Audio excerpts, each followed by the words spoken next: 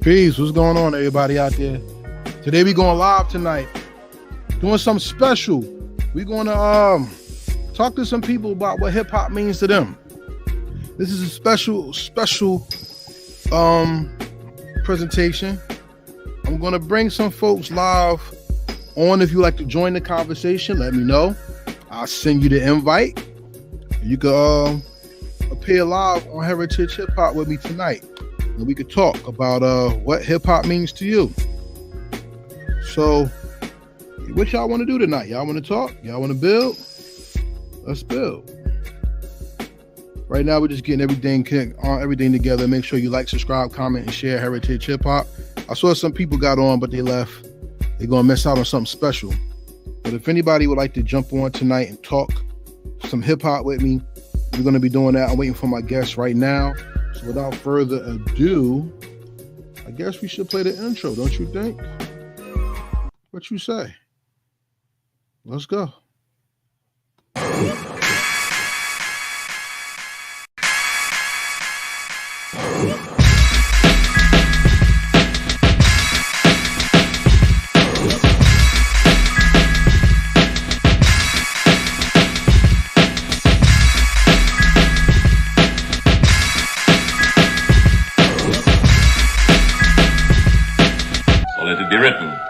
So let it be done.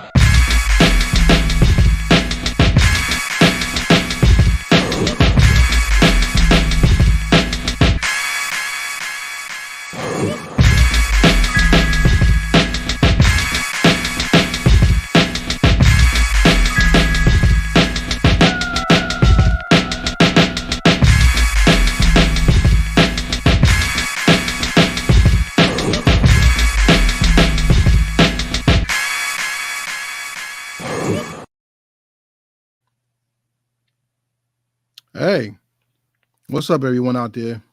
Peace and blessings. This is Karev at Heritage Hip Hop, right there, as you see. Thank you for joining me on Heritage Hip Hop live tonight.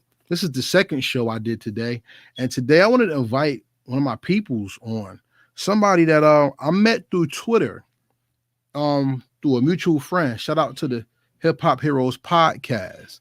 You know what I'm saying? Hold on for 1 second.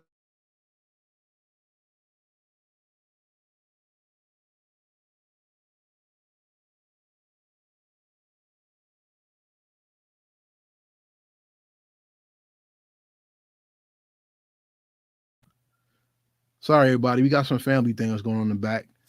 Can't ignore your family. You know what I'm saying? So I'm going to be talking to some people that I met tonight, hopefully, who will tell me how hip hop has impacted them. We want to talk to you about, since hip hop is 50, I'm going to have a bunch of these talks throughout the year. I just wanted to know who wants to get on, who would like to build with me about the hip hop culture and how we speak. You see what I'm saying? I got some things going on in the background, so please forgive me. But we're going to talk tonight. And I'm waiting for my guest to get on. I see him in the backstage. But for everybody out there watching, heritagehiphop.com is where you can find this and all other Heritage Hip Hop related content. Please subscribe to heritagehiphop.com.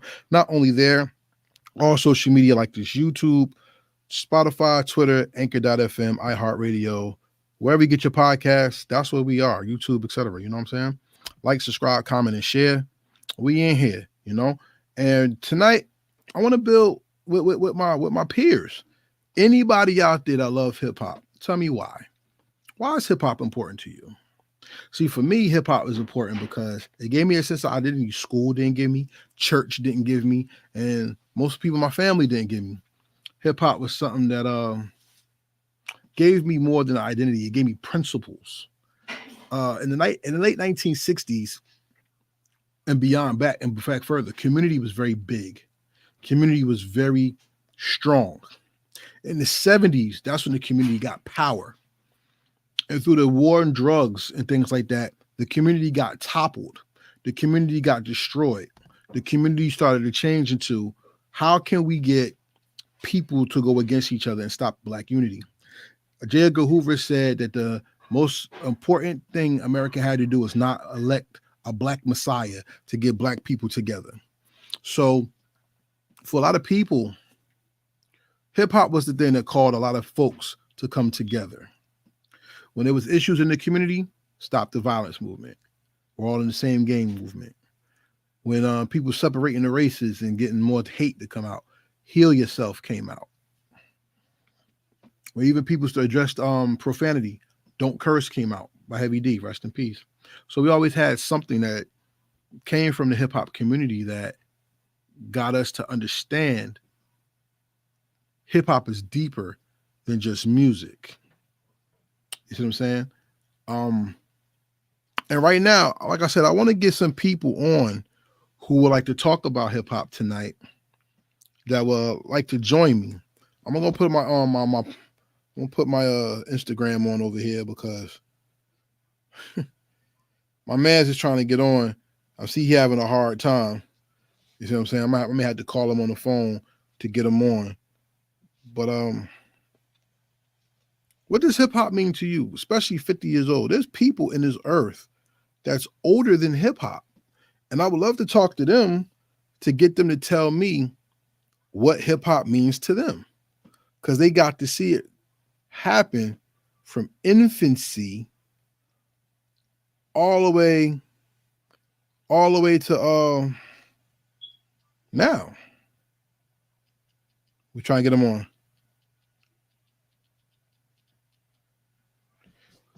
Okay, he's here. We're gonna try to get him on. Yo, yo, yo. What's good? Can you hear me? I can hear you. I can hear you. It's say my camera on. Peace, peace, peace. All right, we got a little picture going on. You see me? Yo. While he gets his screen on, I'm gonna continue. I don't know what the fuck going on. So with hip hop, there's people who are older than hip hop itself that's seen the inauguration of hip hop, from the b-boys, the graffiti, the breakdancing, the DJing, even the rhymes.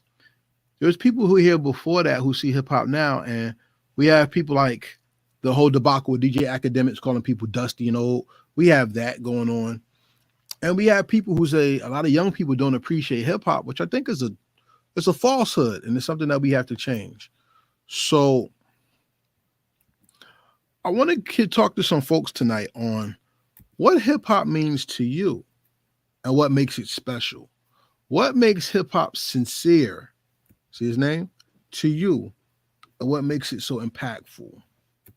Please, everybody, anybody watching, join in. Let me know what you think. Yo, can you hear me?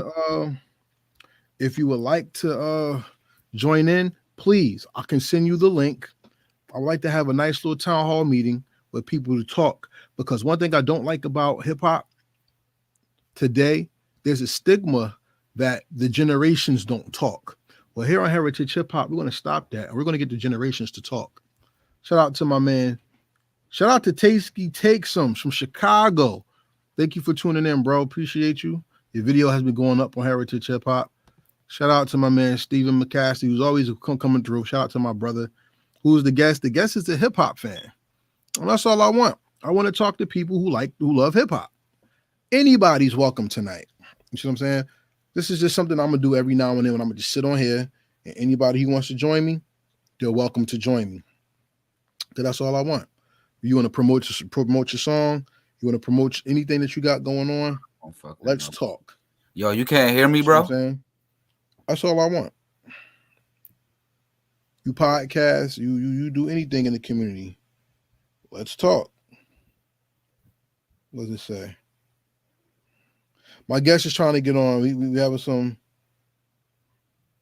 Yeah, put your microphone on, which it is. Enable your sound and put your picture on. You are in the show. I can see you perfectly. You might have to call him on the phone so y'all can meet my mans. If you love hip hop, do you want to get on the show? We could talk on the show tonight. Share this, and jump up on the screen. That's all I want to do. Hold on for 1 second. I'm going to call him and see what's going on. Yo, what's good, bro? So what's up? You can't, I see it says you on the show. Yeah, my screen black. I can see you and hear you, and it say like you're in the show. Everyone can see and hear you. Do I have to make like an account with StreamYard or something? I don't believe so, but Martin, your screen is black. All right. Yeah, my end, your screen is black. Cause I'm looking at you on the on the screen and it's totally black. As far as on the show, I can't hear you because your microphone is muted. So All I right. just I sent you a just thing to unmuted it unmute your right mic. now. I just All right, unmuted talk it. now. Let me see. You. Yo. No, I don't hear you on the computer. I don't hear you on the. Close it out and come back in. Okay, that's what I was about to do. All right.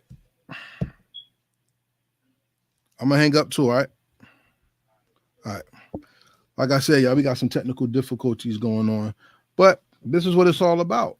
Look, we here. Send you the link. Say no more, my man. Say no more. I'm gonna invite somebody else to talk about hip hop tonight.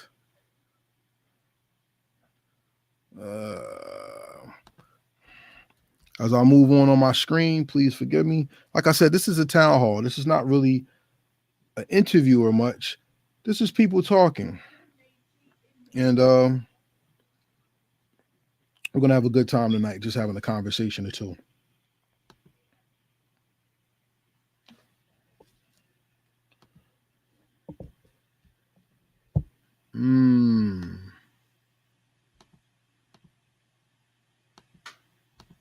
Everything's giving me a hard time tonight, which is dope. That's why I know something I'm doing is right and it's impactful because someone's trying to block the blessings.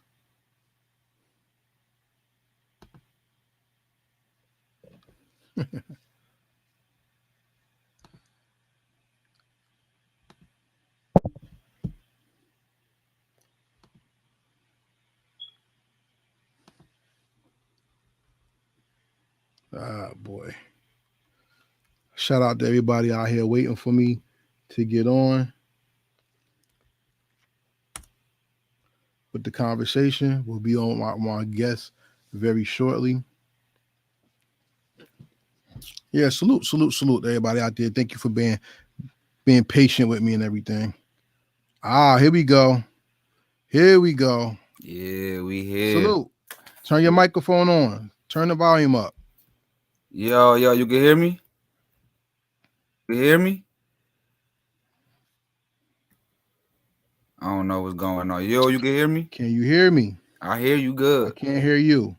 Hold on. What about now? Are you on a phone or laptop? I'm on a laptop. What about now? Well, while he's working on his picture, this shit's stupid. While he's working on his picture, we're gonna work on getting some people to join with us and talk with us tonight.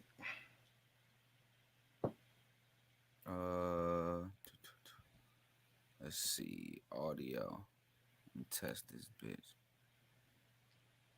Yo.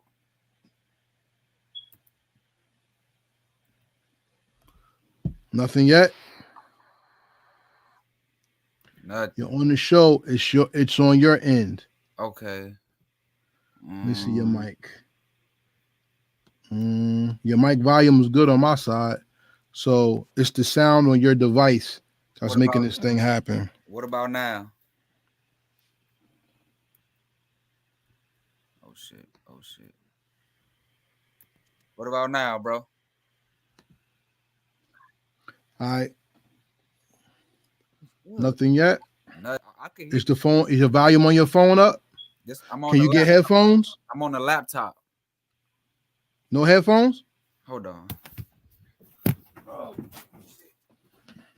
I'm gonna try to get some headphones, y'all.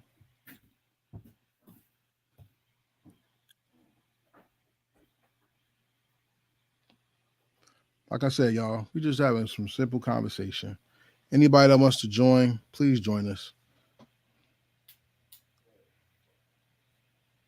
As soon as we get this situated, we're gonna go on. Yo, we are live right now on Heritage Hip Hop. So if you want to join me on a conversation right now on Heritage Hip Hop on YouTube, hit me with a DM and I'll send you the link and you join me on the screen.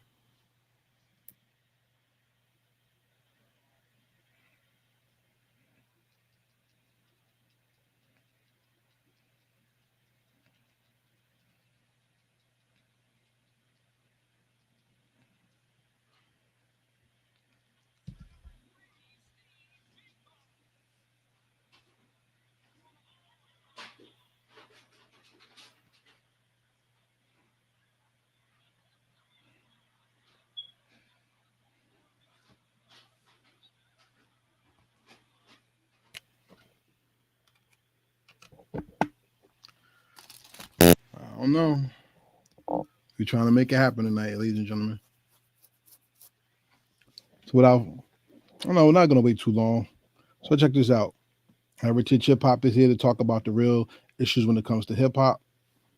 I'm just on right now, just kicking it with anybody who wants to get on. All right, let's see if we can get him back on. Yo, you can hear me? I can hear you perfectly. What's going on, Yeah, fam? what's going on, my brother? I had to switch to the phone. I really wanted to work off the laptop, but I guess I operate off the phone. Before we get started, I want to share this right now with people who we kind of know on the other side of life. You know what I'm saying? Introduce yourself to the people and let them know who you are, by the way. Yo, what's up, people? This your boy Sincere with it. I'm just a young hip hop lover, just trying to break into this hip hop thing and take care of the culture and put positive love into this thing and taking care of it. Like I don't want to gatekeep, but I think like that's what we need. I think we don't let too many people into this and give, like on Twitter, is people run with false narratives about hip hop and they spread lies, even though the information is there. So I'm just one of the ones who really care about this, and I just want to take care of the culture. I want to push it forward and just bring the love and the life back to it. I feel like the life of hip hop kind of been sucked out of the game and everything. So I'm here working to, get my name out here, working on getting my podcast and stuff started so I could get my voice out there and actually help. I'm down in Alabama. I know that's rare for a lot of people to hear, but I'm trying to bring the hip hop scene in my area to the world. A lot of the biggest artists that made it from around here was Doe B. He got murdered in his hometown in 2013, and there's still a lot of talent around here and a lot of history around here in general. Not only do I care about hip hop, but I care about the culture in general, and that's just what I'm into, right? That's my goal right now. Okay. So salute for everybody who don't know. Me and this young man met each other on Twitter. Shout out to the Hip Hop Heroes podcast and our man Hero. We just call him Hero. You know what I'm saying? What up, Hero? And we talked extensively on Twitter, and I want him to tell you his history. Shout out to the Falcons, the Dirty Birds. You see it. We're gonna talk about some history. So you originally from Jersey. Patterson. All right, P-Town. Patterson. Tell me about how New Jersey life influenced your love and appreciation of hip hop first. I remember young living in Patterson is only 35 minutes from New York City without traffic. So everything that was bubbling over in the city, it made its way over to Patterson like that. So I vividly remember as a young, I remember the Puff Daddy No Way Out album. I remember seeing it, my mom playing that. I remember Jay-Z. I remember when DMX, the cassettes, the volume 2. I remember the Nas I Am album and everything from that was in my house as a youngin'. The Biggie Life After Death album, that was in my house as a youngin'. Like everything that was coming from New York was literally in my house. And yeah, I remember like I said, just being outside, my uncles, they big Rough Riders fans. And I remember just being around the TV when the DMX Rough Riders anthem first came out. I remember watching that on the TV. All me and my cousins crowding around the TV, stop, drop, shut them down, open up. Like we doing that. Hard Knock Life, the song Hard Knock Life, like, and More Money, More Problems, and Hypnotized. Them the first 4 songs that I remembering as a youngin', because them was like the biggest songs like ever, like at that time, like that I remember hearing.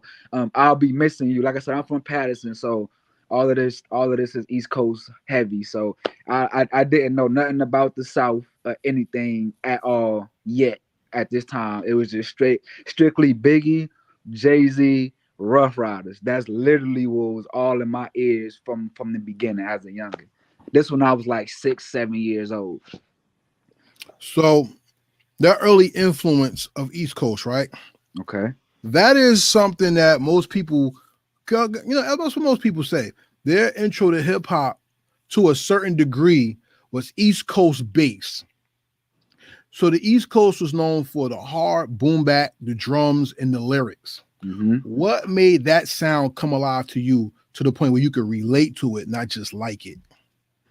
Okay, so as a youngin, hearing like I always tell people this, like Jay-Z my favorite rapper. Jay-Z 20 some years older than me. So at first I just liked it because I heard it so much. When I got older, I appreciated it more because I got a little more wiser. I got a little more knowledge and everything. So I really didn't appreciate it as much until I was able to decipher what they actually was saying. So so like just more money, more problems. Like I said, that's one of them. Just I remember rapping like the it's the D to the A to the DDY. I know you rather see me die or see me like. And I when I was young and I wasn't really understanding what I was saying. And Biggie verse BIG POPPA no info for the DEA federal agents mad because I'm flagrant tap myself in the phone in the basement. Like I didn't like understand what he was saying till I got old, and I'm like, oh my god, like even on these kind of songs, Biggie is just still like, dang, you know what I'm saying? And like Hard Knock Life, it's the same thing. Like it was just like, dang, this what Jigga was saying, like stretch. And I love the stretch the game out. Extra, what he said, I stretch the game extra name out, put Jigga on top, drop album non-stop for you, and like he did that shit. You know what I'm saying? So it's just like the manifestation that they was doing and everything with their rhymes, and like I love I love that. That's early manifestation when I learned that was early stages of me learning about like manifestation. Somebody had told me like, "Oh, you remember when Jay-Z said I drop albums nonstop for you?" And he did it. Like that's manifestation. So I remember as a youngin, like somebody putting that in my ear and everything, man. So yeah, I the appreciate like I said, the appreciation for it. I had to go through the South music to really appreciate the East Coast music for real. What does that mean? How? Because a lot of people from the South thought people didn't mess with them. And maybe that's a New York bias. But I'm from Jersey. And people from Jersey, as you know, we don't have bias against where people from. We just want to hear hard beats and dope lyrics. That's New, fact. New Jersey is a very lyrical part of what hip hop is. So how did the South make you appreciate the East better? Um, just because they like the lyricism part, it stood out a little more because the East Coast they cared more about the bars, like what they was actually saying, the punchlines and stuff like that. Down here, like we had Luda and stuff at that time, but like again, a lot of the people who was rapping they content and what they was saying, it wasn't hitting how that East Coast music was. Like I listened to a lot of South, and then I'm like, okay, like this fire, but Biggie doing like Biggie, he putting a little more emphasis on what he's saying. Nas putting a little more emphasis on, you know what I'm saying?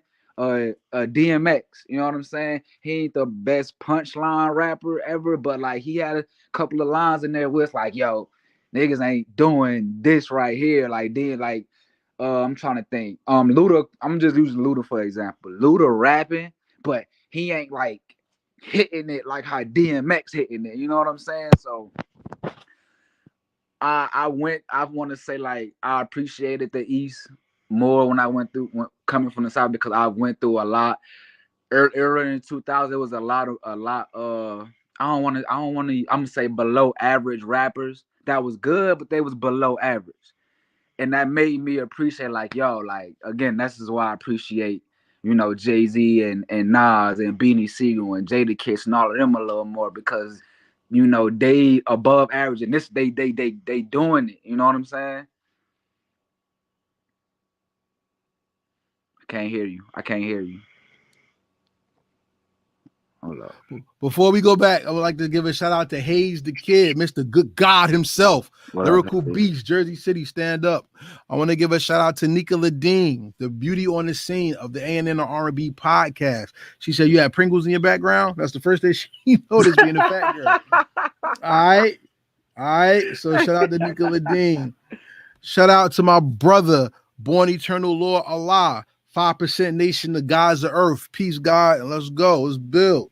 So, with that being said, and by the way, everybody, this is an open forum. So, if you would like to join the conversation, please hit me with a private chat. You can come on, and we're all going to talk today because today is about how hip hop was relatable to you and how it impacted you.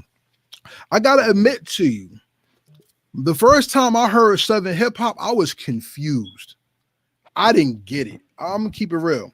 And the first hip hop song I remember hearing from somebody that was labeled Southern, it was not Scarface. Scarface was always labeled Midwest. Okay. The first Southern rapper I ever heard was JT Money. Okay. And JT Money came out with Shake What Your Mama Gave You, and he came out with the Poison Clan. Yep. And I was like, Florida's like this? Because we always thought Florida was about girls and palm trees and Mickey Mouse, right? Yeah. So when I heard about the hood in Florida, I was like, yo. And then after that, I heard Georgia's Most Wanted straight from the deck. And I was like, this is the South? And when people said the Southern MCs weren't lyrical, I want to ask you as a person who touches both lands, East and the South, who was the first Southern rapper that lyrically hit you to the point where you can see, feel, and understand the rhymes and not just have them just rhyme on a song? Juvenile. Talk about it.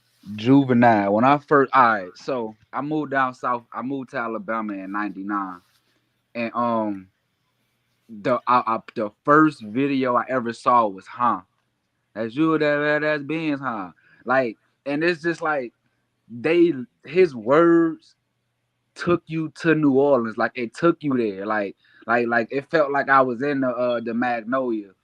And like the 400 Degrees album, one of my top 5 personal favorite albums ever. The Ghetto Children. What else? Damn, My Nana's Gonna Ride With Me. The song 400 Degrees, Follow Me Now. Man, as a youngin', like Juvenile lyrics, like really was like, what he said. What song was it? I just had on the tip of my tongue. It'll come back to me, but just what like his lyrics meant, it had that much power to me because like I was 8 at the time. My cousins, they 13, 14, 15, 16, so they actually outside. So like everything Juvie saying, they doing, like they dressing. Like up until then, I wouldn't be thugging behind a project building, smoking that fire, be with the ghetto children, plotting on the way that we could make $1 million. Like, bro, like that. I like facts. I do that. I did that. I'm outside. I was outside with some ghetto children. We literally talking about what we gonna do. Like, yo, when we get older, this is what we gonna do when we get our money. You know what I'm saying? We plotting on ways to make $1 million. And like we yo, you want to go wash cars for this money? Yo, you want to go cut some grass for this money? You know what I'm saying? And just they saying, yo, you gotta have the white tees, the Jabos, and the Reeboks. Birdman and them said do that. I bet everybody outside had the white tees, the Jabos, and the Reeboks. You know what I'm saying? So Juvenile really was like, for me, Juvenile was the first one who lyrics like made like, yo, I feel that. Like I understand that. Like I hear you on that. Man, you know what? And that's what makes hip hop so real. Because to me, I didn't grow up in a house where people play music. So we didn't have music to clean the house to and stuff like that. Okay. I got music when I went to school in my mom's car, and I got music when I went to my grandmother's church. My father didn't play music, nothing. When he was in his car, I heard talk radio. So as I got older, I mean, everybody liked Michael Jackson. He was Michael Jackson, you know what I'm saying? But as I got older and I got to appreciate music, hip hop started to hit me because I realized that pain is universal and love is relative. You have to experience love to understand love, but all you have to do is live to feel pain. What's one of the most painful lessons hip hop has gotten you through its influence? That's a good question. What's one of the painful? Say that one more time. What's one of the most painful experiences that you went through that hip hop got you out of? Man, like just I remember living in New Jersey. It's coming to me. I was going through a little hard time, a little depression, and I was lazy. Like I didn't want to move. I didn't want to do nothing. I just wanted to just smoke. I just wanted to sit my ass down. I didn't want to talk to nobody. I ain't want to be friends with nobody. Like just leave me alone. I talk to you tomorrow. And like I was just going something that I'm not comfortable saying why I was depressed up here, but like I was really like down bad.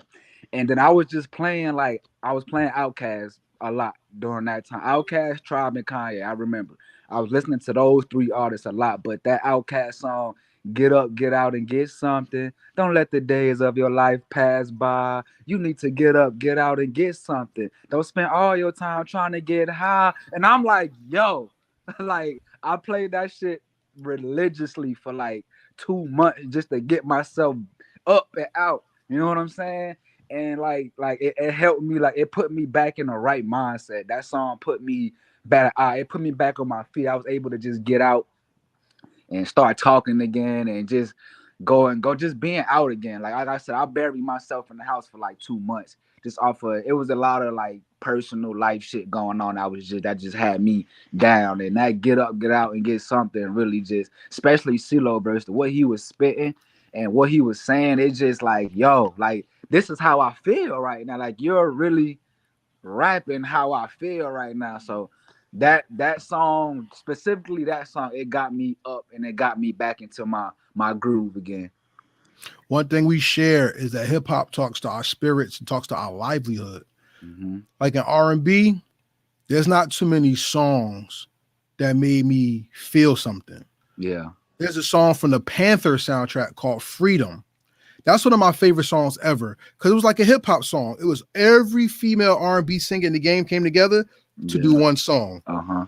Dope. Like I was like amazing because growing up in a country where your brown skin is just sin, you're already wrong from the day you come out the womb. It was like that song when they kept saying freedom from my body, freedom from my mind, freedom from my spirit. That's big to me. When you hear songs like Sounds of Blackness, Optimistic, as long as you keep your head to the stars, you can win. That means something.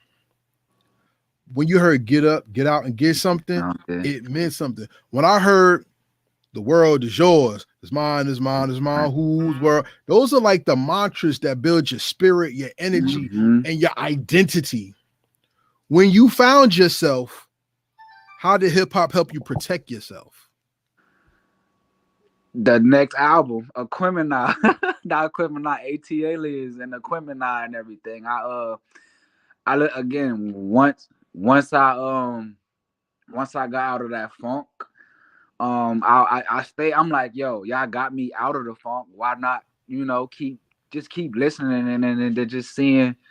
What can y'all do to just keep me? And yeah, I just kept playing Aquemini and AT-Aliens heavy, and yeah, that just listening to them and like they Outkast. And one thing why Outkast and Tribe is like my two of my top three groups ever is because they music feel good on my ears. Like it, like when they headphones is in my ears or whatever, like they beats 8-2 like boom, boom, boom. Like it's calm, like it's soothing. So like what I'm getting at is it kept me calm. Like Midnight Marauders, one of my favorite albums ever. Going through that phase I was just telling you about, and when I came out of it to keep myself protected and level head, I would play Midnight Marauders because again, it was fun. It was peaceful to my ears. It was just like went to Carville to get a milkshake. And like he only hit me up for like all of that. Yeah, like it kept me like smiling, like, oh my God, like it just kept me up, you know what I'm saying? So I can't hear you by the way if you were saying anything. Oh, okay. But yeah, just that like oh my God, yes, oh my God, oh my God, yes, oh my God, like all of that shit, it just kept me smiling and just like, yo. And so what I'm getting at is Midnight Marauders kept me from going back into that down ass mood because anytime I felt like Oh, I'm going down this right. This whole guy will press play on Midnight Marauders, and it would just stir it up, stir it up. Like yeah, it just always kept me just like okay. So yeah, that's how. I want to ask you a question. We're going to build on this one. Okay. So, ladies and gentlemen, welcome to Let's Build a Heritage Hip Hop Podcast. Who's more impactful, Wu-Tang or Outkast? I'm going Cass. Talk to me why. I'm going. One. This might be a hot take for most. Wu-Tang group discography is not better than Outkast group discography. That's just me. Okay. Two, I feel like, dang, I'm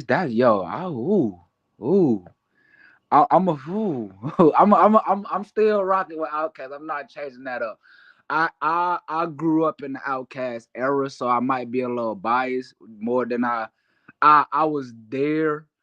I was down south when the Aquemini, the Rosa Parks song and all of that stuff. Like I was really like there. Like my pops, my pops is my stepdad. I don't like calling him my stepdad because he been in my life since I was 7 years old. So like when I say pops, that's my step pops. But my pops, he's down south heavy. Like that's his. And he got love for the East Coast, but he's down south heavy. Like he gonna support that. And Stankonia and Aquemini, them two albums, I just remember vividly. If anybody ever seen those album covers, they had the naked ladies on the album covers and shit.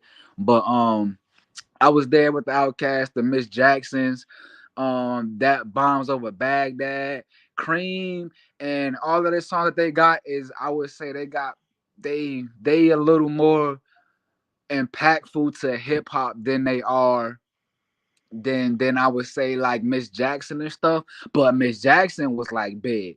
And I remember like I remember just going to school and forever, forever, ever, forever, ever. You know what I'm saying? Like all of that. Like we used to like really do that shit. And like as a youngin', like me, like I was, when Wu-Tang dropped their first album, I probably was like 2 years old. When they dropped their second album, I was like 4 years old. You know what I'm saying? I think the W that came out in what, 99, 2000. Like I remember the video that they had on BET around that time. But again, like Outkast was just them for me. You know what I'm saying? I'm ATL all day. Like that's my music city right there. You know what I'm saying? Shout out to Born Eternal Lord Allah. He said Wu-Tang and Outkast are two different expressions of hip hop, and that's why I asked that question, because most people put Outkast with Mobb Deep because it's a two-man group. Mm-hmm. Nah, you can't do that, and I'm gonna tell you why. As dope as Mobb Deep is, Mobb Deep didn't hit the world the way Wu-Tang and Outkast did. I agree. Wu-Tang did it as a 9-man army that added 10 when Redman joined. Outkast was a member of a collective that changed how we heard beats and expression. Dungeon Family. Exactly. Because look, when you think of Wu-Tang, right, you think of the collective that branched out. Mm-hmm. When you think of Outkast, they're the part of the collective that draws you into the rest of their team. Because if it wasn't for Outkast, we would have never known who Witch Doctor was. If it wasn't for Outkast, we would never have known who Big Rube was. Mm-hmm. If it wasn't for Outkast, we would never have known Society of Soul, Sleepy Brown, Rico Wade, Cool Cut, Cool Breeze, and all that. Goody Mob. And that just grew, right? So one was the whole that expanded, and one was the part of the whole that imploded, that brought people in. It brought, like the Southern people say, come back home. It brought you back home into the sound of what hip hop was for them. But here's the thing. Because when Outkast was on the Source Awards, Andre 3000 basically said the South got something to say for anybody who's not listening. David Banner was on Funkmaster Flex before the God Box came out and said, anybody who don't like the South, I got something big for your mouth. Because he was saying, like, if you don't like the South, yo, you know. Out. Yeah, you missing out. And the South gave birth to some of the greatest hip hop we've ever heard. Shout out to UGK. Shout out to 8 Ball and MJG. UGK, my favorite group ever. Shout out to lesser known celebrated people like Pastor Troy. Yup. Soldier Slim. Project Pat. There you go. 3-6 Trick Mafia, Daddy. as y'all know. Yeah. R.I.P. the Gangsta Boo, Trick Daddy. I like Jackie O. Shout out to Po' Boy Jackie, Records. You know what I'm saying? Yup. We had some very significant Southern influence that came. But let me ask you a question. The South has so many runs that we tend to forget how big the South is, though. I'm not going all the way back to Jermaine Dupri, because Jermaine Dupri's South run started when Eric Sermon moved to Atlanta. Yep. Y'all Right. forget Eric Sermon was there. But one run that killed up north because it was so fast that the North couldn't keep up was DJ Drama in the Gangsta Grills era. Tell me about that and what that means to you. My being in the favorite. South. Hey, that's my favorite era. I'm a Gangsta Grills baby. Like around that time, that's when I was like heavy into like, I didn't know what a mixtape was until I heard Trap or Die. My introduction to Gangsta Grills, real quick, my uncle, he used to leave his cars at my pop's crib. Like he used to come in the middle of the night, leave his cars and go have somebody follow him. He used to always leave his CDs and his clothes and shit in there. So I used to go and we used to wear the same. Some uncle was skinny nigga, you know what I'm saying? Just like me. So I used to go on, I used to just scroll through his CD book, see what I like. And I seen the Young Jeezy CD and that shit said TOD. I remember it said TOD. So I'm like, TOD, I put it in. And I'm like, Trap or Die. Like that's eventually what it came out to be, Trap or Die. And man, like literally from that point on, it's like, I don't know, everywhere I went with my pops, all you heard was Gangsta Grizzles, Gangsta. It's just like dedication to The Leak by T.I., Gucci Mane, the movie. If anybody ever heard DJ Drum, he got series like Gangsta Grills Gangsta Grills Volume 6, Gangsta Grills Volume 7, Volume 8, and they just basically Southern. I mean, it ain't all Southern rappers, but it's very Southern influence, and they are rapping over beats from everywhere. Like 50 and UGK got songs on these tapes. You know what I'm saying? David Banner got songs with 50. 50 rapping over David Banner beat on these tapes that people never ever heard. You know what I'm saying? So it's like that era. That was the white tee and Jabos era, the Evisu, the snowman shirts, the rubber bands on my wrist. I had one. I think I had. No, I took it off. The tilted hats. Like that era in the South was crazy because again, like when that was happening, Dipset and G Unit was already on the mixtape thing, but they started coming down south, like Dipset for sure. Like they started Locks, all of them. They started coming down here. So it's like, you know, like damn, they giving love. Like oh shit, like Jadakiss on Lil Jon album, like Jadakiss and Styles P on Lil Jon album. Like what the fuck? You know what I'm saying? It's like Sheek Louch, all of them. Fat Joe on Lil Jon album songs with Trick Daddy and shit. So it's just, and then you already hear them on the Gangsta Grill tapes. So it's just like, man, like we finally getting accepted. Like we finally getting love down here. They running down, they jumping on our tracks and shit, sounding like us, and we rapping on they beats. Like T.I. was rapping on all these East Coast beats. For people who don't know, he was bodying these shits. Like y'all just gotta go check the mixtapes. You know what I'm saying? Like that's it. But yeah, that era, man, it was real fun. Like it's like you had to have a Gangsta Grill to be hot. Like if you ain't have a Gangsta Grills, you wasn't hot. And like, yeah, man, that Trap or Die was like Can't Ban the Snow. Trap or Die, Can't Ban the Snowman, dedication to. I remember that, like how that shit had these streets ringing. Gangsta Grills dedication too. I was in Jersey for one summer in Patterson. My dad lived next door from the bootleg man. And when he met me, he was like, yeah, man, I sell CDs. He was like, yo, who your favorite rappers? Da, da, da. I'm like, T.I., Lil Wayne, Young Jeezy. I was real Southern. You know what I'm saying? T.I., Wayne, and Jeezy. So he was like, yo, holla at me in 2 days. I have something for you. Literally 2 days later, I walked out the house. He was right there. Man said, this that new Lil Wayne. And I just played it on. I didn't know a mixtape dropped, and when I heard that Gangsta Grizzlies, I'm like, oh my god, like this is really real. Like I had to go on the computer and look it up. It said like it's really real, and man, that one right there, that shit had Patterson on, whew, that mixtape. Then I did the come back home, and school started, and every one of my homeboys was playing that. Weezy F baby, the motherfucking Carter, bitches on my stick, but my name is Harry Potter. Like all of that. If y'all, that's called working them.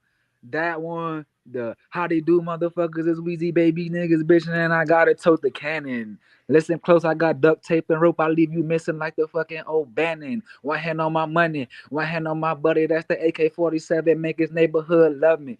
Like just that, like brother, like oh my god. Damn, you just took me back real quick.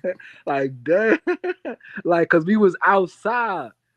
Like we was outside and like mixtapes was a big thing at that time down south. Like forget the album. Like now, don't get me wrong, we was going to get the albums. We had the albums, but the mixtapes, cause you gotta filter up a little bit when you're doing the albums. But on the mixtapes, you could just go. So just hearing Wayne rap on that Tupac, that Ambitions as a Rider beat, money, money, money, get a dollar in the dick. Weezy baby, that crack motherfucker, get a fix. Got money out the ass, no homo, but I'm rich. About to go get surgery and put some diamonds in my wrist. Like just hearing that shit, like oh my god.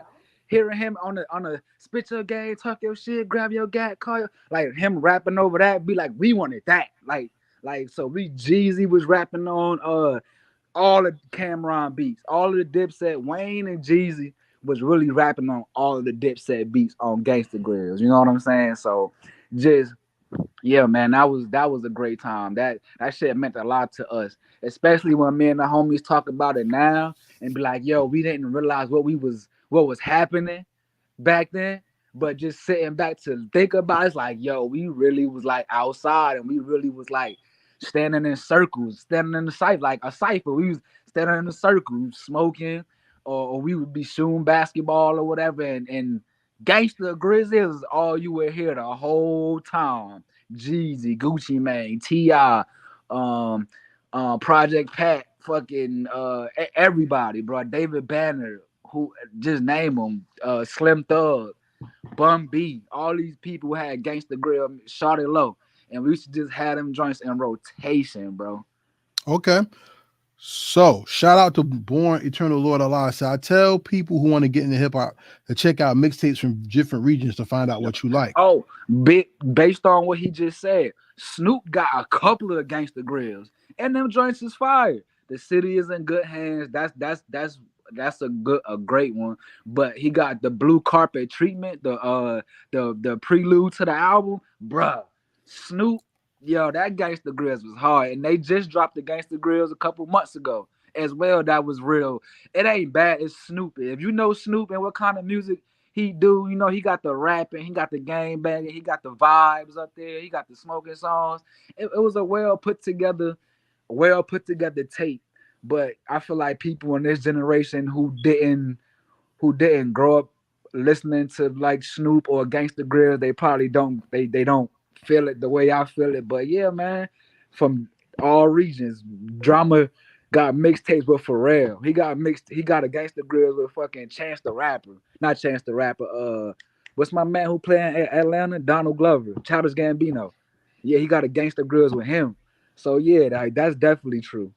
Okay, well, we're gonna keep it Southern because there's two eras in the South that people don't talk about enough.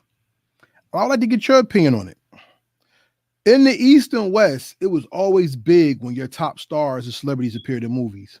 Mm-hmm. You don't know the impact of New Jack City when it first came out. We saw Wesley Snipes and Ice-T on the trailers. That was like, yo, Ice-T's playing a cop. That's bananas. Or the first time Boys in the Hood trailer dropped. Not the movie. The first time we saw the trailer. Forget that. Kitten Play. The first time we saw the House Party trailer. As a person that was in the South, what did it mean to see T.I. in the movie Big Screen National, and then the King album to come out with it. What did that do for the South? Look like he froze, y'all.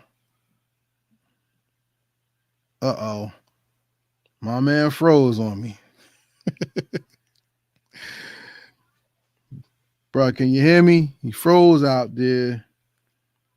Y'all was gearing this question up. I was ready. You know what I'm saying? Because where he left off, those two eras are very important when it comes to looking at the engaging the South. So, yo, if you can hear me, drop out and come back. Let me hit him on the phone so he knows. He dropped out, so we gotta wait for him to come back. So you see what I'm saying, y'all? This is the kind of conversation I want to have on Heritage Hip Hop with fans. I don't only want to talk to people who do music. I want to talk to people who appreciate the culture from the East, from the West, from the South, all over. You see what I'm saying? I want everybody to join back and come back to Heritage Hip Hop and talk. Let's have a good conversation. He hit me up. He said something happened. I'm telling him to rejoin. Because I would like to get an answer to those two questions. You know what I'm saying? My man, Born Eternal Lord Allah said Ice Cold 3000. He went 3000. Yeah, Ice Cold is the man. Maybe I'll get to that question too, because hip hop is bigger than what we know regionally. And what I like to say is, sometimes you have to talk to people in the region to know what the impact was. I am inviting everybody on here on Heritage Hip Hop to talk to me because I want to know the impact of Rakim when he first came out. So somebody of age, join on. I want to know the impact of Lil Wayne in the South, T.I. in the South. What was it like when Snoop first came out and you heard Doggy Style on the streets in LA? That interests me. That's what I want to hear. Salute, you back? Can you hear me? Can you hear me?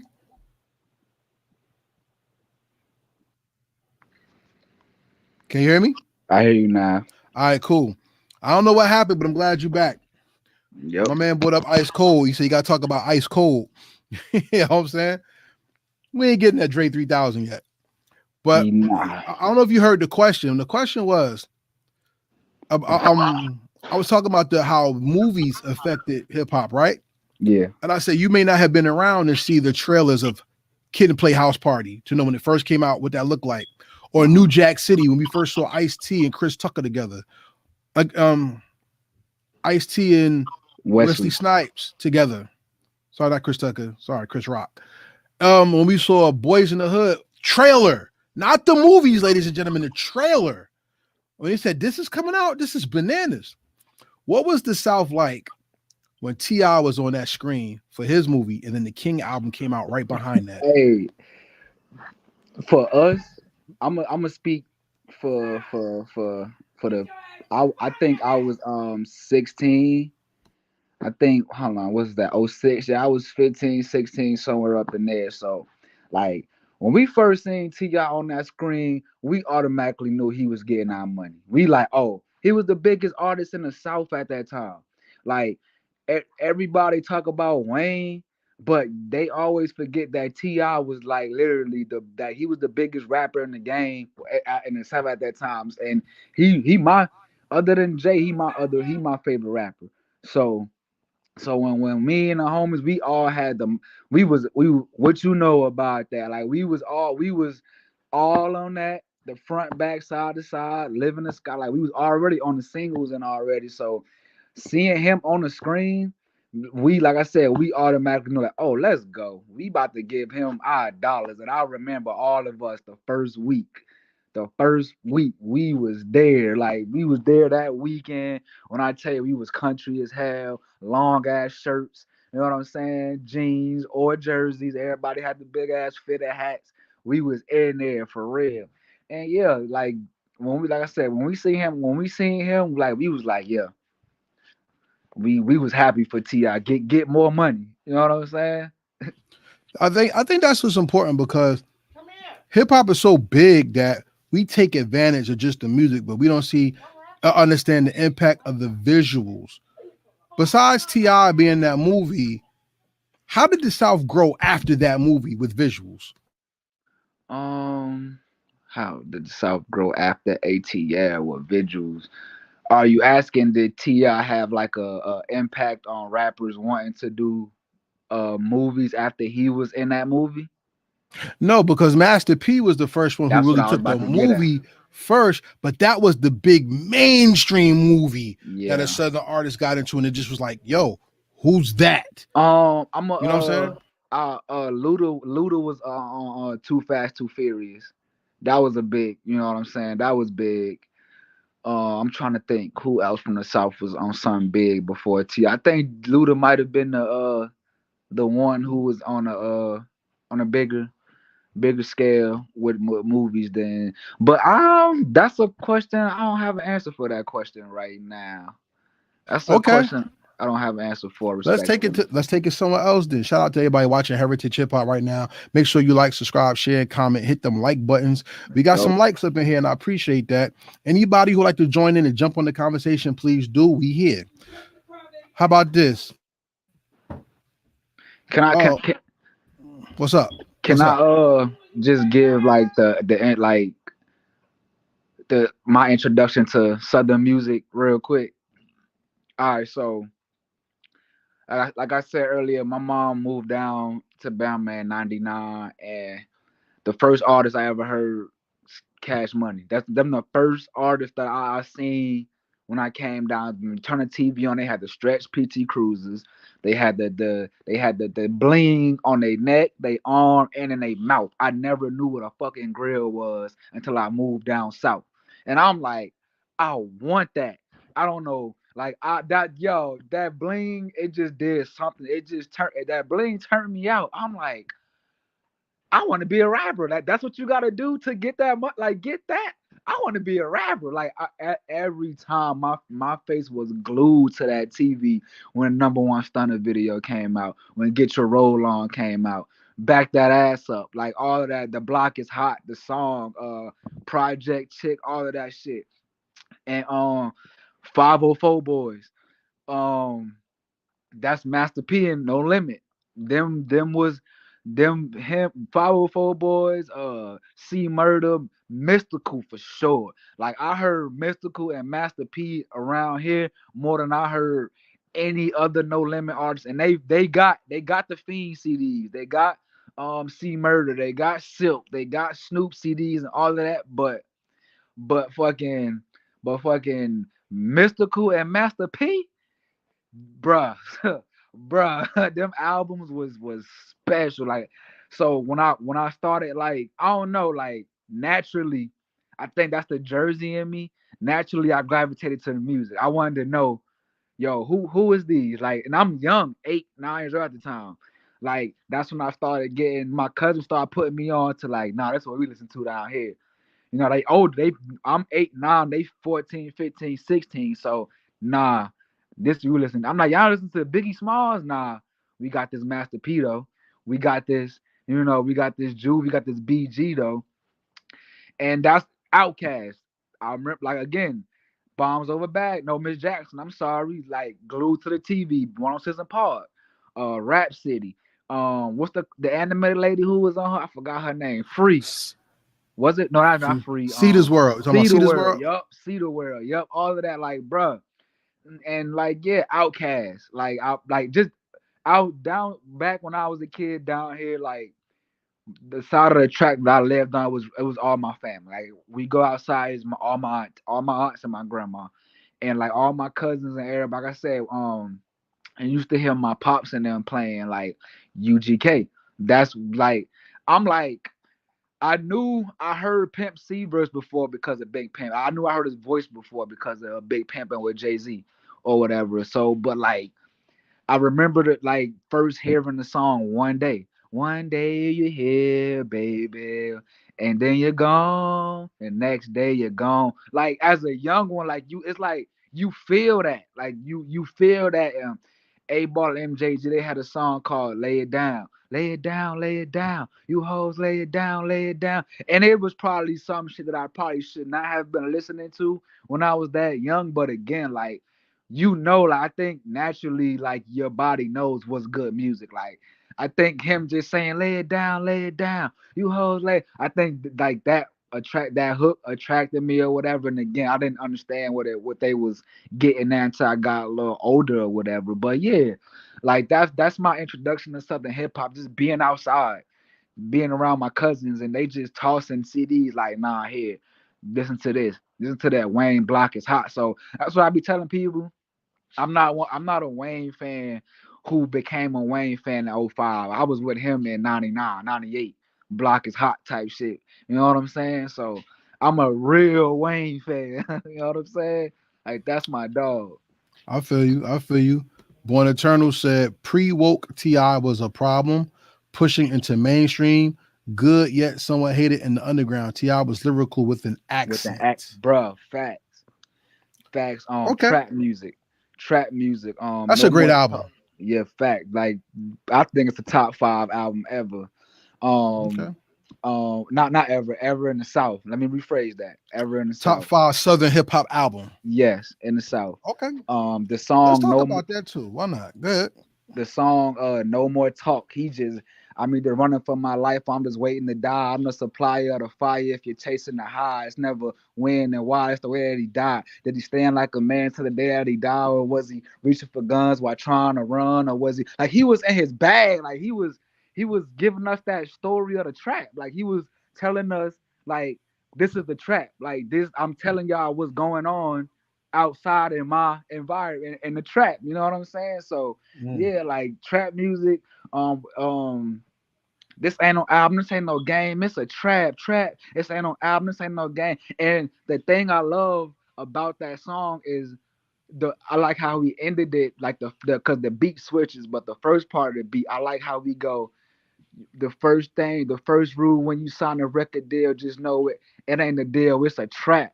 You know what I'm saying? And it's like I didn't catch it till later. Like, yo, like this song is like a literally like a double entendre. Like he's telling you about the trap, but he's also letting you know, like, yo, signing these record deals is a trap. You know what I'm saying? So it's just like, bro, like, oh my god, oh my goodness, this nigga, like he was the rubber band man, wild as a Taliban, 9 in my right. 45 in my other hand. They call me trouble, man. Always in trouble, man. Worth a couple $100 grand. Chevys all colors, man. Like all of that, like yeah, man. Ti definitely had it on Smash.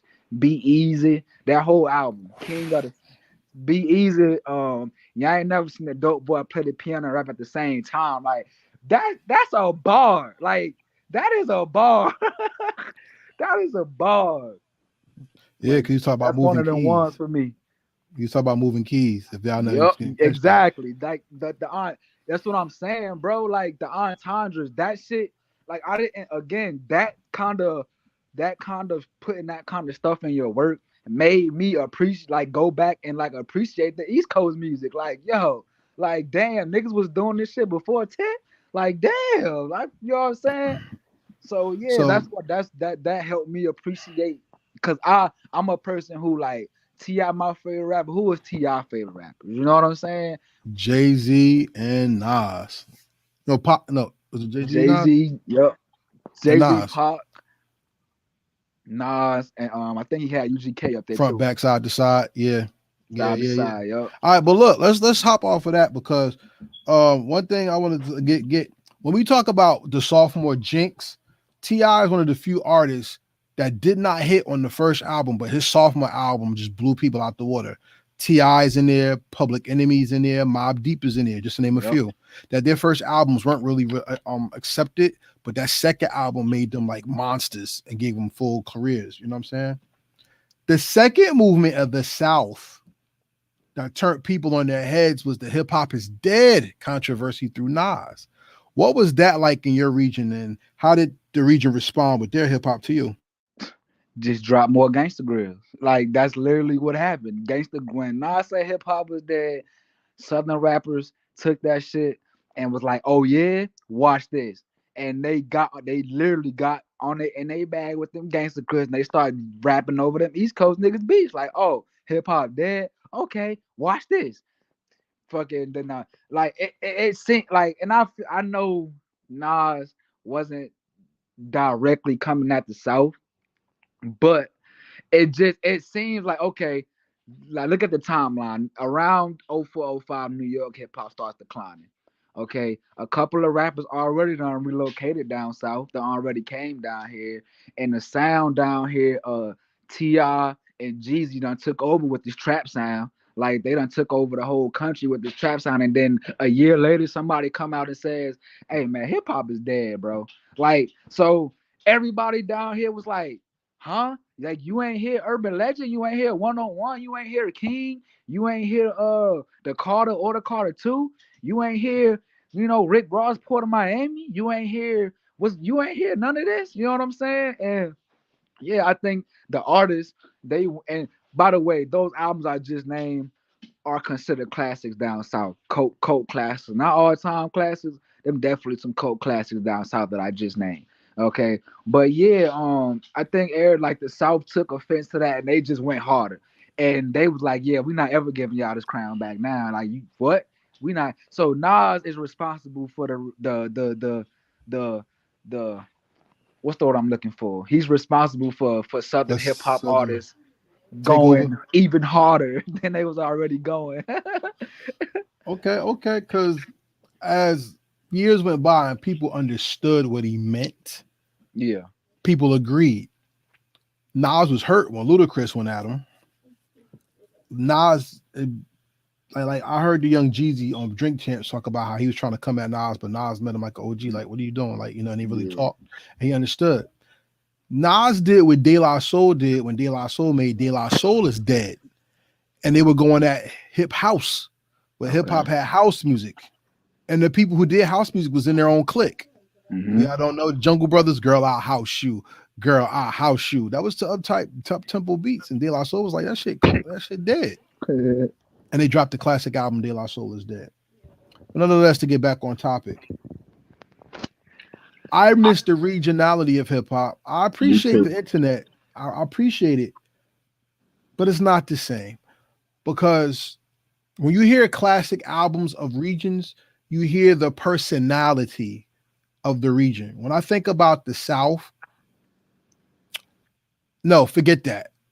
When I think of California, I think of the Chronic. I think of NWA, whatever, anyone that you want. I think of Doggy Style. I think of Exhibit, 40 Nights, 40 Tracks. I think of Above the Law, just to name a few. When I think of the South, Midwest, I think of Diary of a Madman. Yep. You know what I'm saying? I think of We Can't Be Stopped. I think of Lil Kiki, Zero. Yep. My man Devin the Pioneer. Dude. You know what I mean? Yep. When I think of Chicago, I think of Common, Twister, The Brat, Shauna. You could put Ludacris in there if you want to, but he mostly said Atlanta. So when I go to Atlanta, I think of Luda. I wasn't big into Jeezy, so I don't know any Jeezy music. I'm no disrespect to him. It just wasn't for me. I don't know it.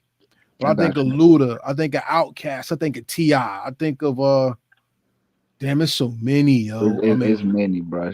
Gucci Mane, Shawty Low, and yeah, you just keep going. Boys in the Hood. You know what I'm saying? You can just keep going for real. Then you think Florida. You think of Ross, of course. Today, I don't know his music. You think of Trick. You think of 2 Live Crew. 2 Live. JT Money, Jackie O, Trina. You can't forget Trina. Just to name a few, y'all. We're not giving everybody. When you think of New Jersey, Red, Naughty, Queen Latifah, Apache, The Outlaws, Fatal Hussein, Tane One, Artifact. Shout out to them, Lauryn Hill, Fugees. You think of New York, please. So, but when you listen to that, and the people we name, nothing sounds the same. Nope. Everything had a personality. So I'm gonna ask my man. Shout out to my man Jux Diamonds, Brooklyn. What's going on? Jux got some new projects out right now. Check him out. And his man, he has the New Age Outlaws, the NAO album out right now. See, sincere. When I get on here, I can shout people albums out. You know what I'm saying? So I love it. So when you think about those different regions, that sound and that personality stands out. Hey, Jux, if you want to get on, we could talk on here as well. My question to you is, when you think about the South, What 5 albums give the South personality?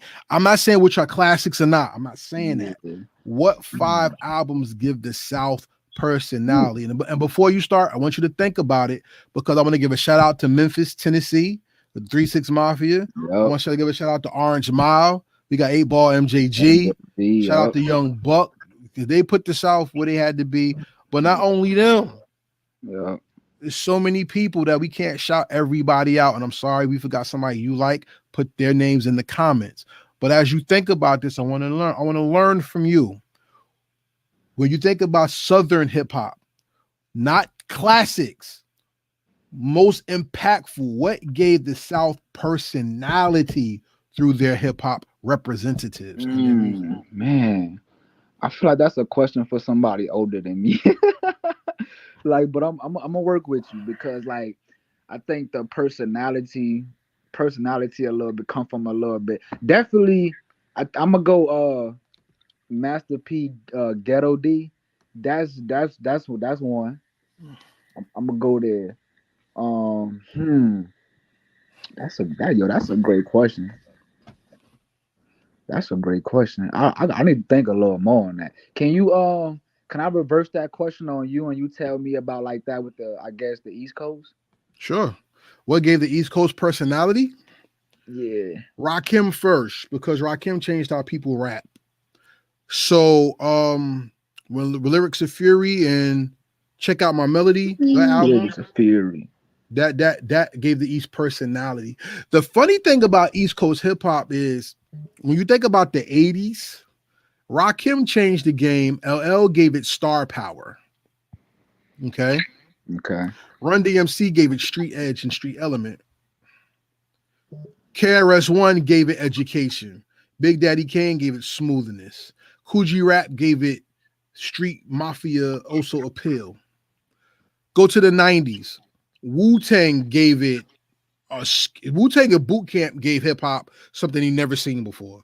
Boot Camp is one of the most underappreciated collectives in hip hop history. And I could talk about that on another show. But Boot Camp and Wu-Tang gave the collective. Mobb Deep gave it energy. Nas gave it the next Rakim. So it was like the upbringing of something new. In Jersey, Naughty by Nature saved hip hop. I don't care. Everybody talk about Biggie and all that. If it wasn't for Tretch, Vinny, and KG, hip hop on the East Coast would have been in a very dark place. And Naughty gave hip hop fun, lyrics, promotion, marketing. It was the first rappers who owned a store. It gave it business sense. So like there was, like I said, it doesn't have to be an album per se, but you could bring their music up because that's what established them. Yeah, and with an identity. Yeah, and with that being said, like I said, Master P Ghetto Dope is probably like I ain't gonna say the #1 album, but like you could play that album down here, and like everybody gonna come outside. Like, yo, who playing that? Who playing that? Let's go get them, or let's get who playing that? Make them say, oh, who playing that? Captain Kirk. Captain Kirk is the hardest shit, bruh. Oh my, Captain Kirk, can you save me? It was ignorant as fuck, but it is so hard. You know what I'm saying? Who else? Goody Mob with that Soul Food album. That's probably like a couple of years before my time, but just from talking to some OGs and shit, like they always say like that Goody Mob album, like it got them through a lot, and it opened their eyes a lot to what the bigger picture and shit out here. You know what I'm saying? And we already discussed T.I. and what he brought. Jeezy, T.I., Jeezy, and Lil Wayne. All three of them. Okay, Outkast, Luda, Ghetto Boys, 8 Bar, MJG, UGK. All of them is like them the fathers. Like I feel like all of them is they brung hip hop to the South. Like they was the first ones. But T.I., Jeezy, and Wayne, they stapled the South into hip hop forever. Like nobody was coming down to work with Southern artists consistently like Dipset was with Wayne and Jeezy. You know what I'm saying?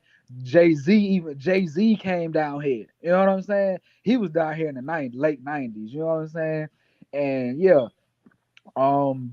to the hip hop heads down here, getting somebody like Jay-Z on a track, like that's big because like nigga, like that's to them, like that's the biggest artist in the East Coast, like Jay-Z. So for that nigga to come down here and do songs with UGK, like nah, like yo, like yeah. So but like Ti, Jeezy, and Wayne, they stapled it. Like Goody Mob, they referenced the trap before on Soul Food, but Ti took you, like I told you, he took you into the trap.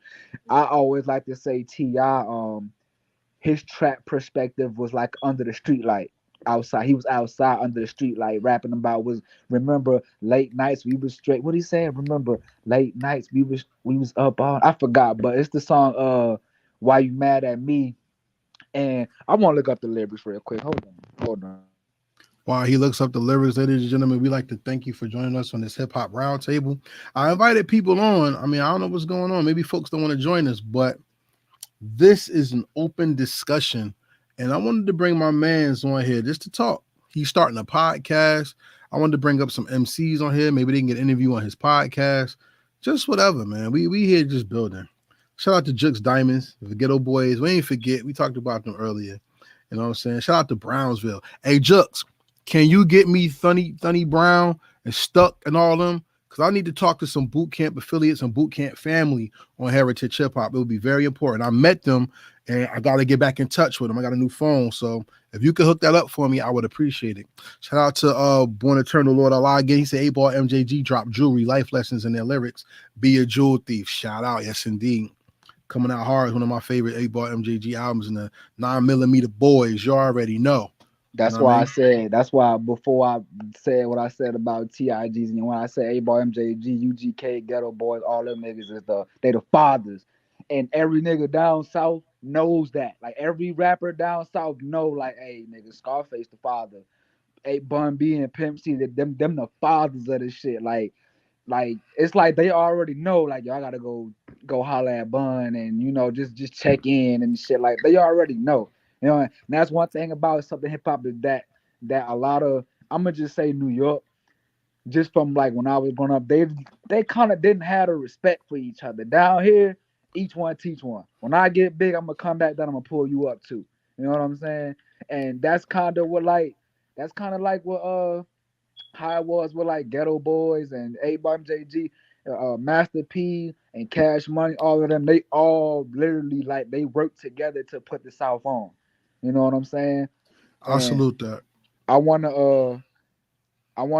found the lyrics that I was looking for about T.I. If you don't mind me real quick. Go ahead. He said, remember late nights, earn stripes, serving straight white, talk shit, slap box, clearing to the daylight. Might fuss, may fight, but stay tight. Keep with the J need for the lighter, hit the bass pipe.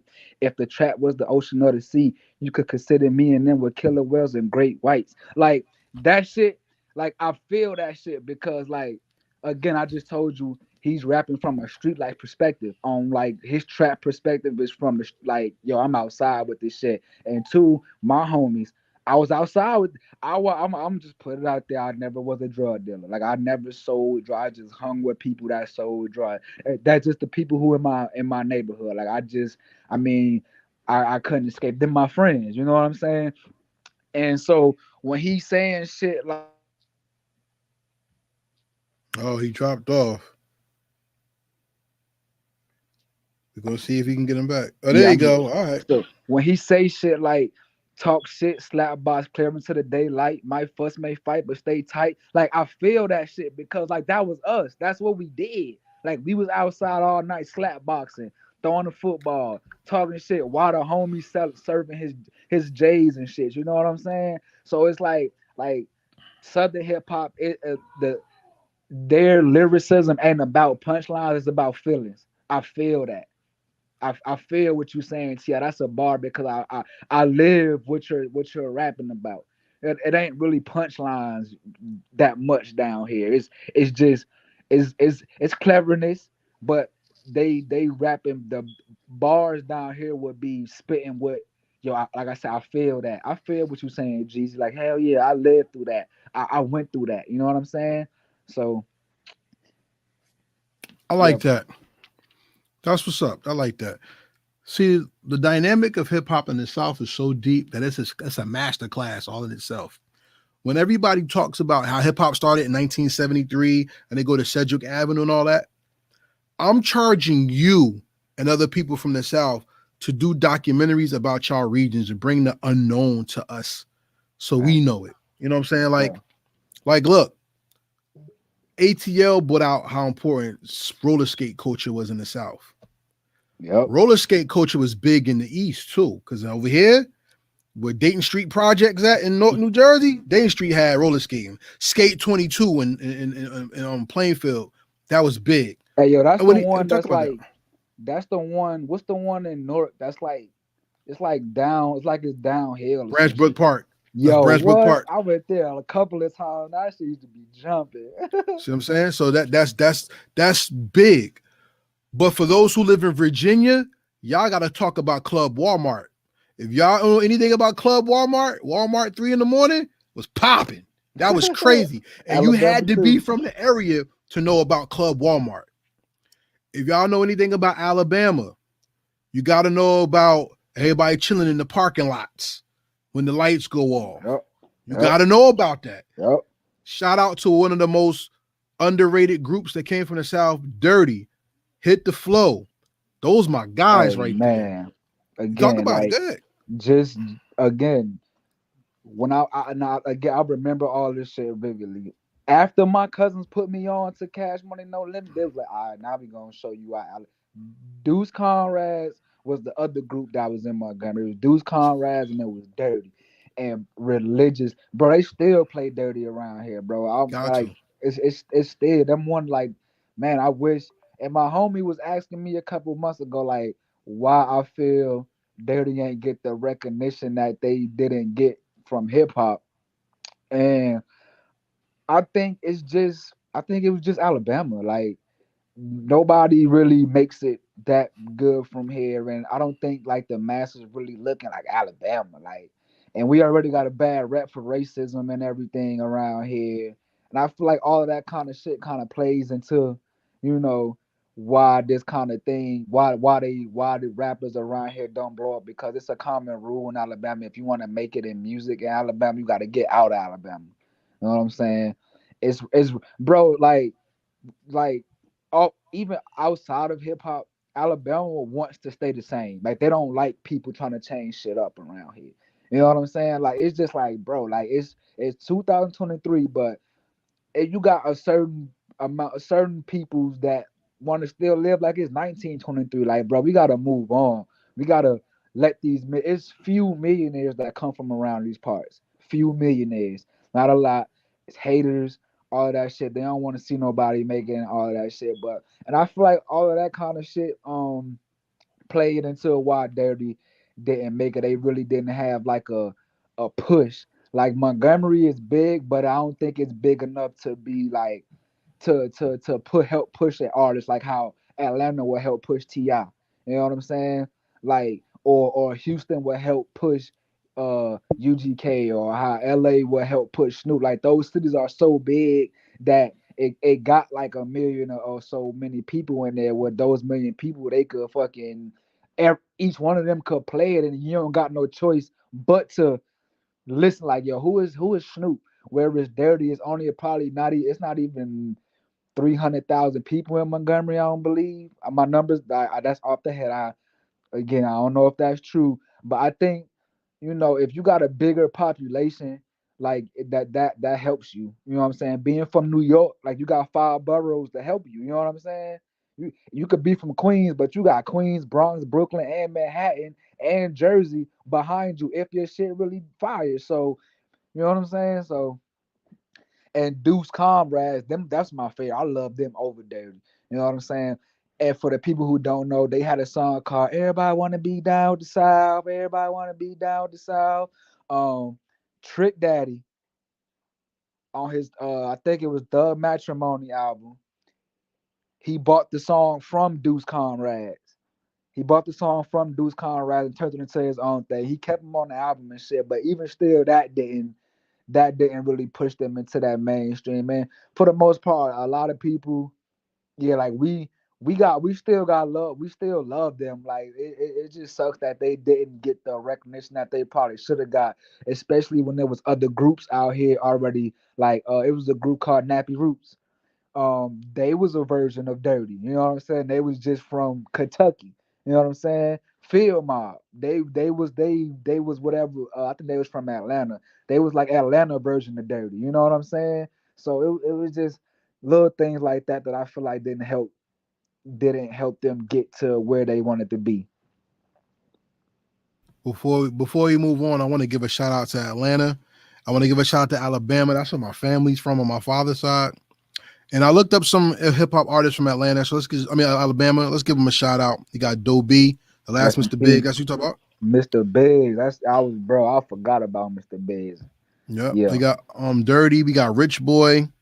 Shout out They Rich said Boy. Gucci See, Mane is originally from Alabama. but he's from Birmingham. See, Rich Boy, Yeah.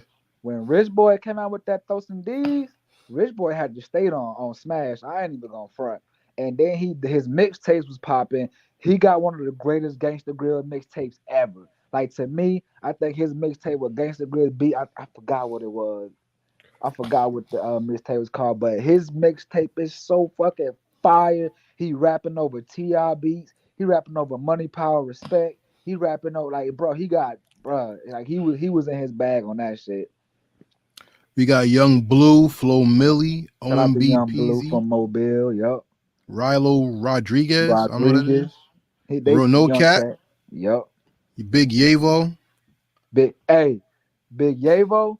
Like as far as newer artists from like 2018 to now, Big Yavo gonna be that one from Alabama. Like, and hopefully the masses get to him. Big Yavo gonna be that one. Him and Lil Bam, they from Birmingham. They gonna be the ones. So we got Honeycomb Brazy. Great. Yup. He big down here. Everybody love him down here. TLE Cinco. Lil Soldier. Dada 1K. I'm gonna get to all of these rappers on my podcast. I'm manifesting that. That's on my agenda. Lil Heat and Lil Bam. Lil Bam. I said Lil Bam. He got that. Him and Big Gavo. They got that feel. He got that. Lil Bam did a song called Hot Boy. He rapped over the Goody Mob beat. Like he redid the beat. The who's that creeping in my window? Okay. Wow. Nobody now. Like he redid that shit. And I'm like, man, this shit right here this shit hard. And I just diving into his music and shit. I mess with it. But I think him and Big Gave are gonna be the ones if the masses get to him.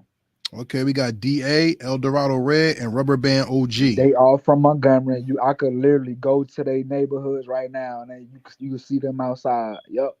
So we shout out everybody everywhere. So if you're from Alabama, you got a home of heritage hip hop. You have a home on this gentleman's podcast as well. So don't be shy. Come tell your story, because if people don't know your story, they can't connect to you. The beat only does so much, but connecting to you makes people be a fan and follow your career. You know what I'm saying? So shout out once again to my man, Born Eternal Lord Allah. He says, Brother Asmar and Hotep, up and coming scholar author, challenges, says hip hop elements in essence started in South, saying a form of jazz formed through material economic development. That is interesting point, but it's not hopefully true. It's part of it because swing music came from the East, and swing music got a lot of the dance elements to it. The jazz did not come from the South. Actually, the blues element came in and formed the jazz to bring that in. So tell that young man to build with me and let's talk. Bring him to the show. Blues is bigger than hip hop in Alabama. Blues is bigger. Blues and football and baseball is, yeah. Like I said, you know how up there, like we got the dances, like dang, the club, Jersey's club, Jersey's house music. Yes. Down here it's the blues. Like you would hear the blues. You go to the club, man. You could just get like it again. That's why they love. That's why they take in the rap the way they do down here, because we grew up on blues. And with blues, it ain't about the punchlines. It's about what you're saying. Like they hitting home, they hitting that soul, and that ear leaned over into the hip hop. Like, yeah, bro, we don't really care about the punchlines and shit. Like, but is you making us feel what you saying? You know what I'm saying? He already said football is a religion in the South. Fact. That's what I'm saying. Damn right. Friday Night Lights is made for a reason. You know what I mean? Yep. And Man, Saturday college football, baby. oh yeah. Yep. But we've been on here for a while. We're gonna start to fade off in a minute. But I want to play a game with you. You feel like playing a little game? Yeah, I gotta head out in about 5 or 10 minutes. So yeah, we could do this. Rapid fire questions, not yes, no questions, but to show your understanding of hip hop and hip hop flavor. You ready to go? Let's get it. I'm gonna give you a name. You tell me the southern equivalent of this person. You ready? All right. Here we go. Mobb Deep. BG and Juvenile. Okay, that's interesting. Another take on it. Lil' Juvenile. Kim. BG is the down south prodigy. Okay. Lil' Kim. Mia X. One of the baddest females ever. Because like Lil Kim had that Yeah, the attitude, that flair. If Peter Piper pet them, I bet you Biggie fucked them. I told her not to trust them. Lyrically, I dust them. Oh, like she had that hardness with her lyrics, and Mia X got that hardness with her shit too. You know what I'm saying? A lot of people would say Trina, and that's because they not listening. They just looking at the sex appeal. I'm talking about the rapping as well. You know what I'm saying? Dr. Dre. Dr. Dre, the Dr. Dre of the yo, do DJ Premier count? Because he technically from Houston. If you want to go there, I mean, look, you put it out there. It's your opinion. Doesn't matter. He's technically from Houston. You know what I'm saying? Even though his sound is New York, but I'm gonna go I'm gonna say that I'm gonna get that title to either Manny Fresh, either Manny Fresh or Lord John. But I'm gonna say Manny. I'm gonna go Manny. Because Dr. Dre produced like multiple albums and multiple, the same shit Manny Fresh did. But produced every album for Cash Money from like 94 to like 02 or 03. And Dr. Dre did the same for Aftermath and when he was on Death Row. So yeah. Two more questions and we fade off. Right. Rockaware. Ooh. The snowman shirts. Them shit, okay. The snowman shirts. Okay. And the last thing, what would define the South if I said this? It originated in the South primarily, but it evolved all over the world. Ownership. Hold on. Can you say that question one more? Like this started really in the South, but it evolved around the world. Yeah. Ownership. When I say ownership, what Southern entity do you think of the most? Rap-A-Lot Records, No Limit Records, like off the rip. The No Limit opened the door for a Rockaware, for a Rockefeller Films and Bad Boy Films and Sean John. Master P had all of this stuff first. You know what I'm saying? Okay, so ladies and gentlemen, Money. My bad. Shout out to Birdman, Cash Money for that too. Yeah. So everybody out there, shout out to y'all for joining us on this roundtable. I may put this on the podcast. What you think? You think we should stream this too? I think so. Why not? So give everybody your social media and tell them about your podcast and what's coming from you very quickly. All right. So my Twitter is Sincere With It. And my Instagram is Teflon_BC. That's the old now. I'm thinking about changing that to Sincere With It too, so all of it could be the same. I'm a big Rick Ross fan, and Rich Forever, he had a song where he go Teflon Don John Gotti, nigga, and I used to always say that bar, so that's how I got Teflon_BC. But my podcast coming, it's gonna be called Never a Dull Minute, and basically, it's never gonna be a dull. Like me and you, we just had a conversation. There was not one dull minute the whole time. Like we was on point, we was sharp, questions was answered. Everything, and I'm not only am I focusing on music, I'm going at music, sports, sneakers, fucking cars. If I could get a fucking landscaper up there who could tell us about, landscaping and real estate people. I know people in each one of these things down here, and I was just talking to my co-host yesterday. I went to the Legacy Museum, and I was like, bro, like honestly, it's a lot of history in these parts of Alabama that nobody never talks about. from high school football to the HBCUs around here to the college footballs around here. So I'm working on getting my hands on all of that, like, because people want to, like, they want to talk on podcasts down here, like they want to do that shit. So I'm giving them the platform to come over here. One thing that everybody around here love is talking about how good they was in high school football and basketball, and they love that shit down here, bro. So I want to be the one to be like, oh, so you think you was the best quarterback in your high school, huh? Okay, well, let's come on my show and let's talk about like your upbringings, what got you into football. You know, I just this all kind of stuff like that. So same with artists, you know. So that's what Never a Dull Minute gonna be. And yeah, we just gonna make sure it's never a dull minute. So last thing, how'd you like being on Heritage Hip Hop, and do you think others should join the show? Oh man, this a great. I love this. I love, like, again, I love the questions you ask. Great questions that I never really been asked before. So you made me use my brain a little bit. So I definitely appreciate that. I would love to come up here again, and I would definitely recommend people coming up here because I want to hear about where you come from, man. The artists and like who was big in your area and shit like that. So yeah, 10 out of 10. All right. So with that being said, I'm gonna bring up our next guest. I know you said you had to fade off, but before you go, this is my brother Jux Diamonds right here. Jux On Diamond behalf is of good. the New Age Outlaws album out right now with his brother Ledger.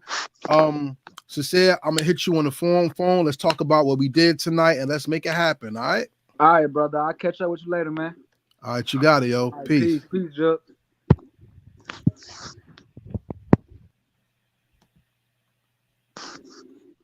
All right, can you hear me, Jux?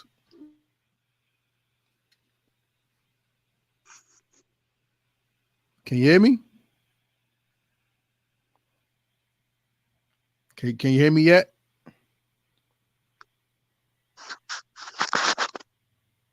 I can't hear you. If you can hear me, I can't hear y'all. I can. Hold on. I can hear you.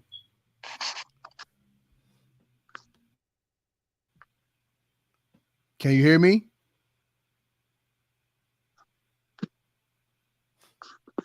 Yeah, ladies and gentlemen, we working on the kinks right now. I'm gonna leave and come right back. I can't hear. We working out the kinks, everybody. Like I said, I'm new to StreamYard, and then I'm new. This is what I like to do in Heritage Hip Hop, just bring people on to talk. I'm not going to be on that much longer. I just hope my man's come back on real quick, and we can have a good conversation, and we could just talk a little bit about how hip hop has influenced you. There we go. What's good? I couldn't hear you. You hear me now? Yes, sir. My brother is on the screen. What's good with you? What's good, my brother? What's good? Hey man, look, I've been thinking about talking about you for the past week with DJ Big A. Shout out to IDR out there. DJ Big A, what's good? Yo, man, we've been talking about Just Diamonds for a minute, and you have royalty in your family, your hip hop family. Mm-hmm. Talk about the royal line of kings that has come before you and that has influenced you when it comes to hip hop. All right, so what we talking about? We talking about the royalty I grew around, or bloodline, or just the artist that embraced everything. So, you know, you probably don't know, but you probably do. You know, blood cousin Pacino. You know, shout out to him. You know, free that man. You know what I'm saying? Cousin Books Baguettes. You know, and then we got the Brownsville family. You know what I'm saying? We got Still from Smith and Wesson, Rockness Monster, R.I.P. Sean P. Top Dog, Illinois, and the list goes on and on and on. You know what I'm saying? What I said earlier in the podcast, I don't know if you heard me. I said boot camp and that's Brownsville section of hip hop is some of the most underappreciated hip hop that has ever dropped. Mm-hmm. I mean, even is DR Period from that area as well? I believe so. Yeah, up the hill with MOP. Yeah. So I mean, like Brownsville is like Newark. It's like the part of the city that's gritty that people are scared to talk about. But when you go there and you're accepted, you find so many jewels in that land. What did Brownsville bring to Brooklyn that Brooklyn didn't have before when it came to hip hop? Man, I mean, basically, like when you think about in the 80s and the 90s, everybody wanted to come to Belmont Ave to go shopping, or Picking Ave where we had Simon's. You know what I'm saying? almost every week you was catching somebody up in Simons from Riddick Bowe to Mike Tyson. And niggas would shut down the store. You know what I'm saying? You catch people coming to Brownsville just to that area to go shopping. You know, and also we brought hip hop to it. You know what I'm saying? It wasn't just boot camp. Let's go before that. You got Master Ace. You know what I'm saying? Mm-hmm. And matter of fact, man, I should shoot myself for this. The number one, the first female battle rapper to go against Roxanne Shante is from Brownsville. The real Roxanne. You know what I'm talking about. You know what I'm talking about. Roxanne. Sweet Tea. Nah, Sweet Tea from Queens. Shout out to her. My wife is family with her. The chick, she was the only one to be going that they actually did a little Roxanne? tour. The real Roxanne Shante. The real Roxanne, the light skin one? Nah.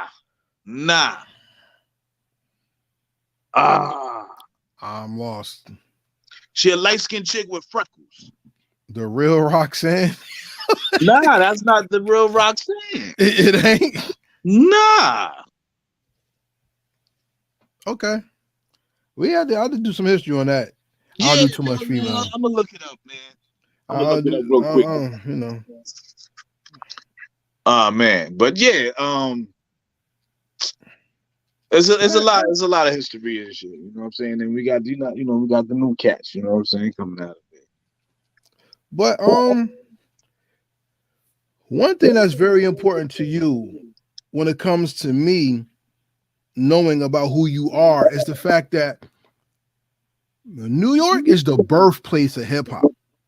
Correct. I believe New York has the right to be selfish with hip hop. Why do you think the world fights hip hop when it comes to the selfishness New York has a right to have when it comes to hip hop? Repeat that again, my bad. I said New York has a right. It's echo going on. You got me on two things? Nah. Something crazy in the background.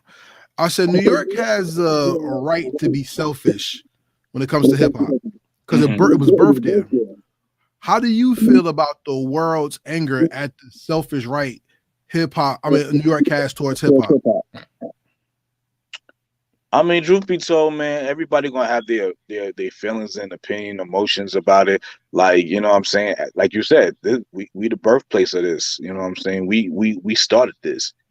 You know what I'm saying? So at the end of the day, they gotta respect it. And matter of fact, I did find the person. Sorry to go back the backtrack. Sparky D. Oh, okay. Yeah. Hold on, we got echo. Hold on 1 second. How we sound? How we sound? We good? Yeah, it's echo on my side. I don't know why. Give me a second. Echoey?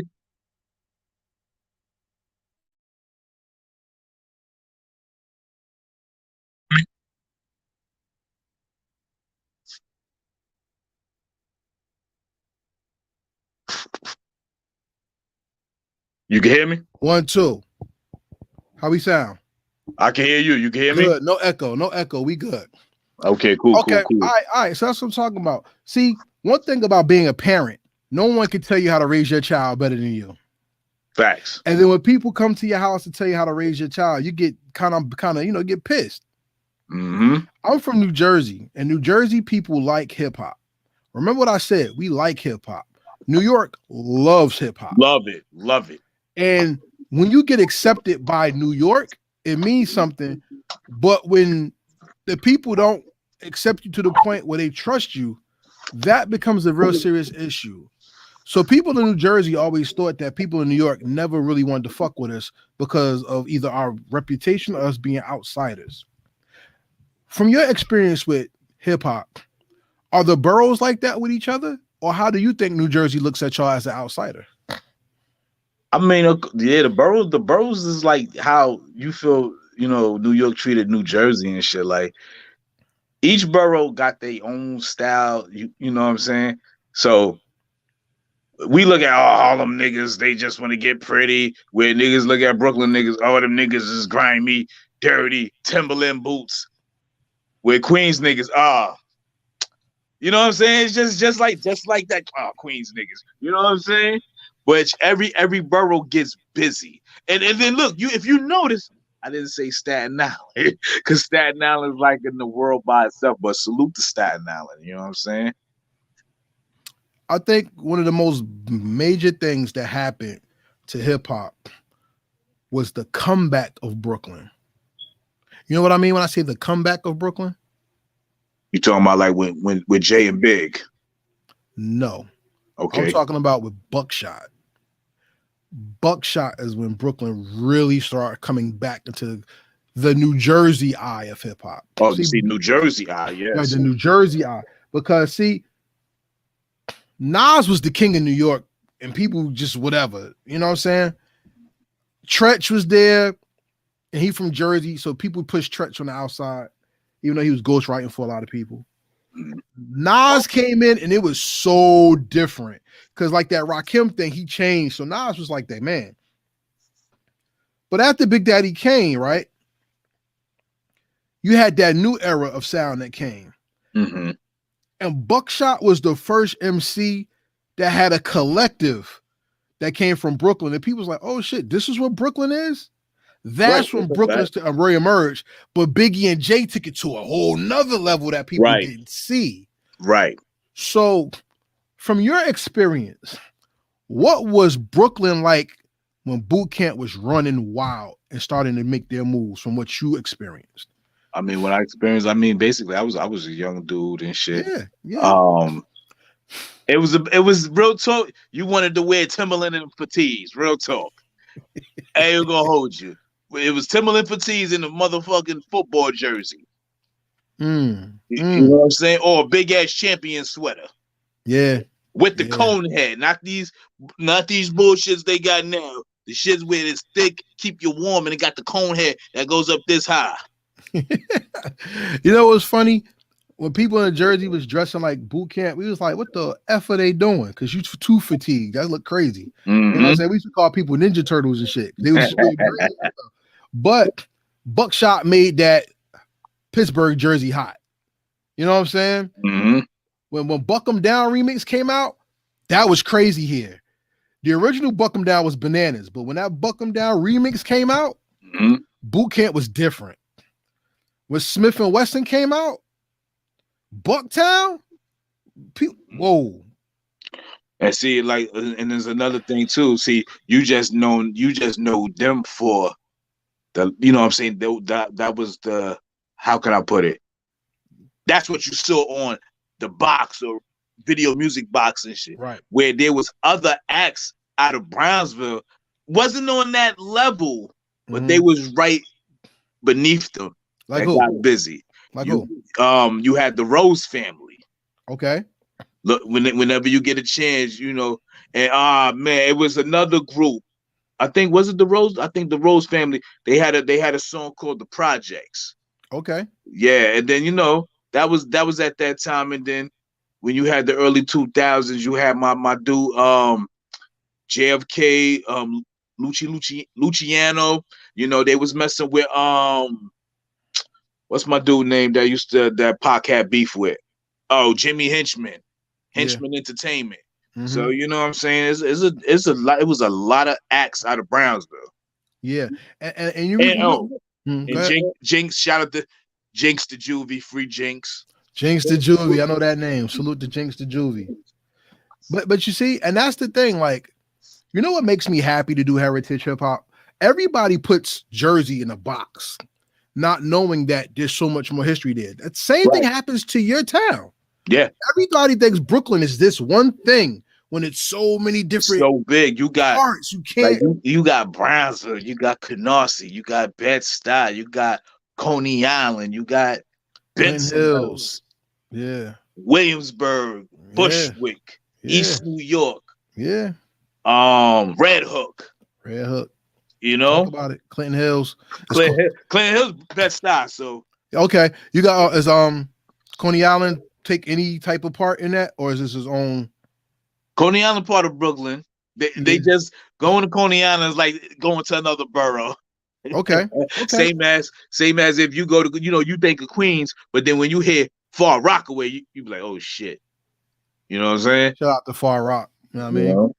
Yeah. And you know what? That's what I love about doing hip hop. First of all, with permission of the people out there, I would like to come to your land and actually interview y'all in y'all land. Mhm. Because I want to show y'all the ultimate respect of being humble and coming to the area. So, Jux, if you don't mind, I would love to build with you and you take me around and we can make Oh, a heritage yeah. hip hop episode of it. You know what When I'm saying? I had put in the comments, I know who you want to get, but I could get two people that I want everybody. I could get you Top Dog in Illinois. I want all of them. You know who I really want to talk to that I can't talk to? Doc Holliday. I want Doc Holliday. I know, but nah. We talk about that off screen. Yeah, but damn, you know what I'm saying? And Dunny Brown, I want to talk with him, especially because I like how. How like about how that? he I set it up. moves. I set it up with Dunny Brown. He tell you the story with Doc. That's it.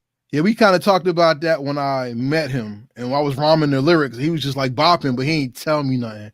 Yeah. Shout out to Stuck also. You know what I'm saying?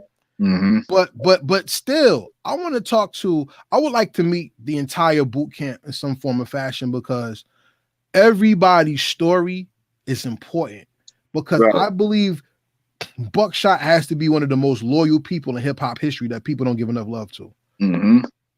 I mean, whether you like his lyrical capacity, yes or no, Yeah. you can't deny that man's masterfulness in business. Him and July.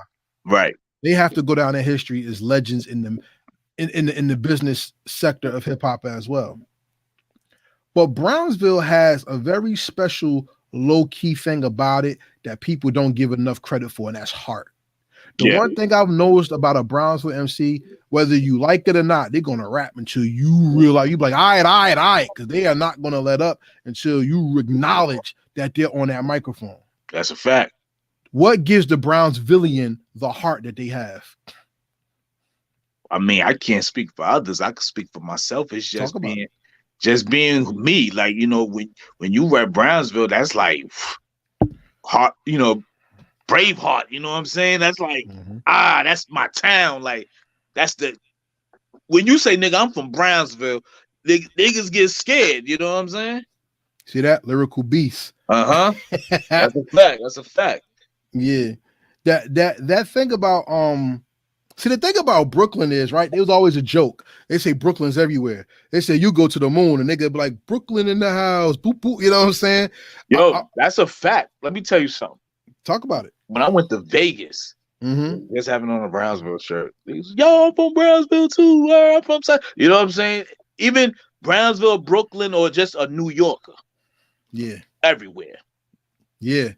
Because when you from Jersey, you be like, y'all from Jersey too. And we don't keep it on the low. We just move together. Yeah. When you from Brooklyn, it's like everybody gotta know. So I want to ask you a question that a lot of young cats don't understand, but I want you to explain it. Biggie says spread love the Brooklyn way. What's spreading love the Brooklyn way? Just being from Brooklyn. Like, you know what I'm saying? Like, Brooklyn got a certain style to them. You know what I'm saying? Just the way we talk. Like, you could be from New York, but a Staten Island dude gonna sound like a Staten Island dude. A Harlem dude got a certain lingo. Queens got a certain move, but Brooklyn is just Brooklyn. Yeah. You know what I'm saying? How does Brooklyn make your music rich? Just being authentic. It's just being you. It's no. That's like I can't front and say, oh, I'm from Jersey. Well, I don't know. Y'all got a certain style y'all talk about. Certain things y'all talk about. You know what I'm saying? Like, only thing I know about Jersey is Newark and fucking Trenton. You know what I'm saying? By the way you said that, we knew you wouldn't be from Jersey. You know what I'm saying? Yeah. I got you. But see, one thing about, if anybody who's watching who doesn't know about Jux Diamonds makes music that pounds through your spirit into your chest. Not pounds your chest and gives you spirit. It's different. Because when Jux Diamonds makes music, and he's grown so much as an artist, I must commend you. Thank you, brother. People talk about a rapper by how he sounds or what he says. I want to talk about you as an artist that grew from your spirit into the music. And we talked about the song you had with your lady, the choir type sounding type joint, right? Mm-hmm. And that wasn't the beginning of your trek into artistry. That was the fulfillment of part of your steps as an artist. Right. As you became not a rapper, but more of an artist, what did you see in yourself that made Brooklyn stand out in you? Just the way I could flip a scenario, and just, you know, it ain't got to be about shoot 'em up, bang, bang. It's basically growth. Me being a grown ass man from being a young boy doing hood nigga shit. Yeah. You know what I'm saying?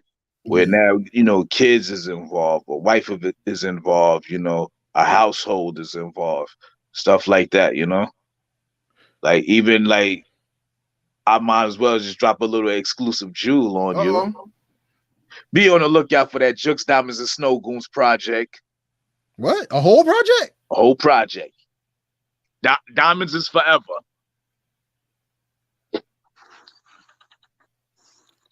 Exclusive on Heritage Hip Hop. What can I say? Yo, that's big. That's big right there. That's international hip hop flavor right there. That's Germany.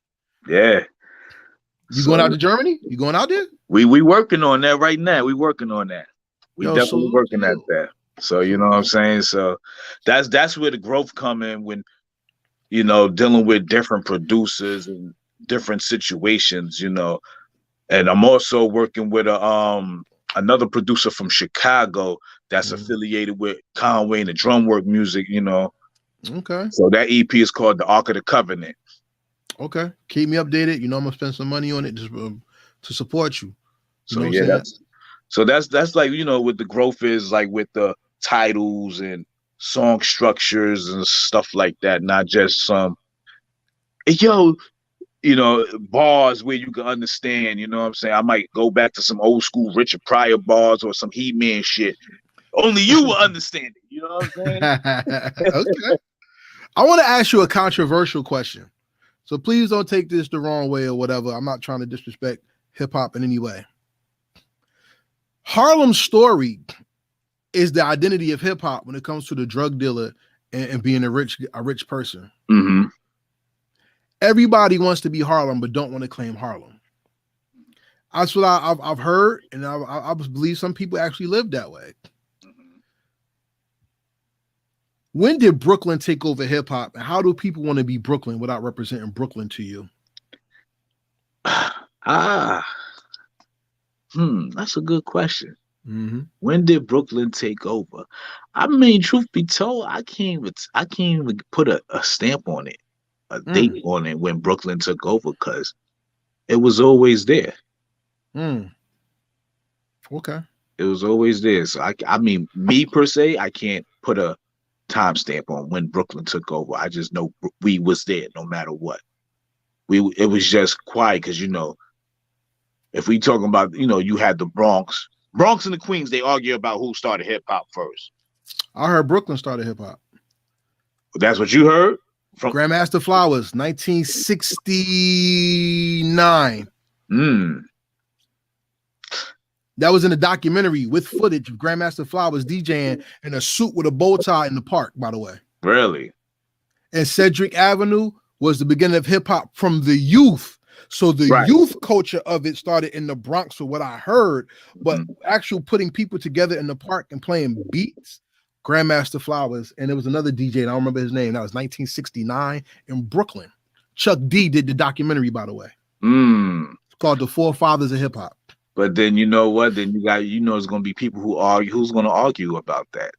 Look at The Forefathers of Hip Hop documentary on YouTube. I'm not doubting you at all. But you know, I just want to say it. Yeah. You know, people will say, "Oh no, the Bronx started. No, the Queens started. No, bro." You know what I'm saying?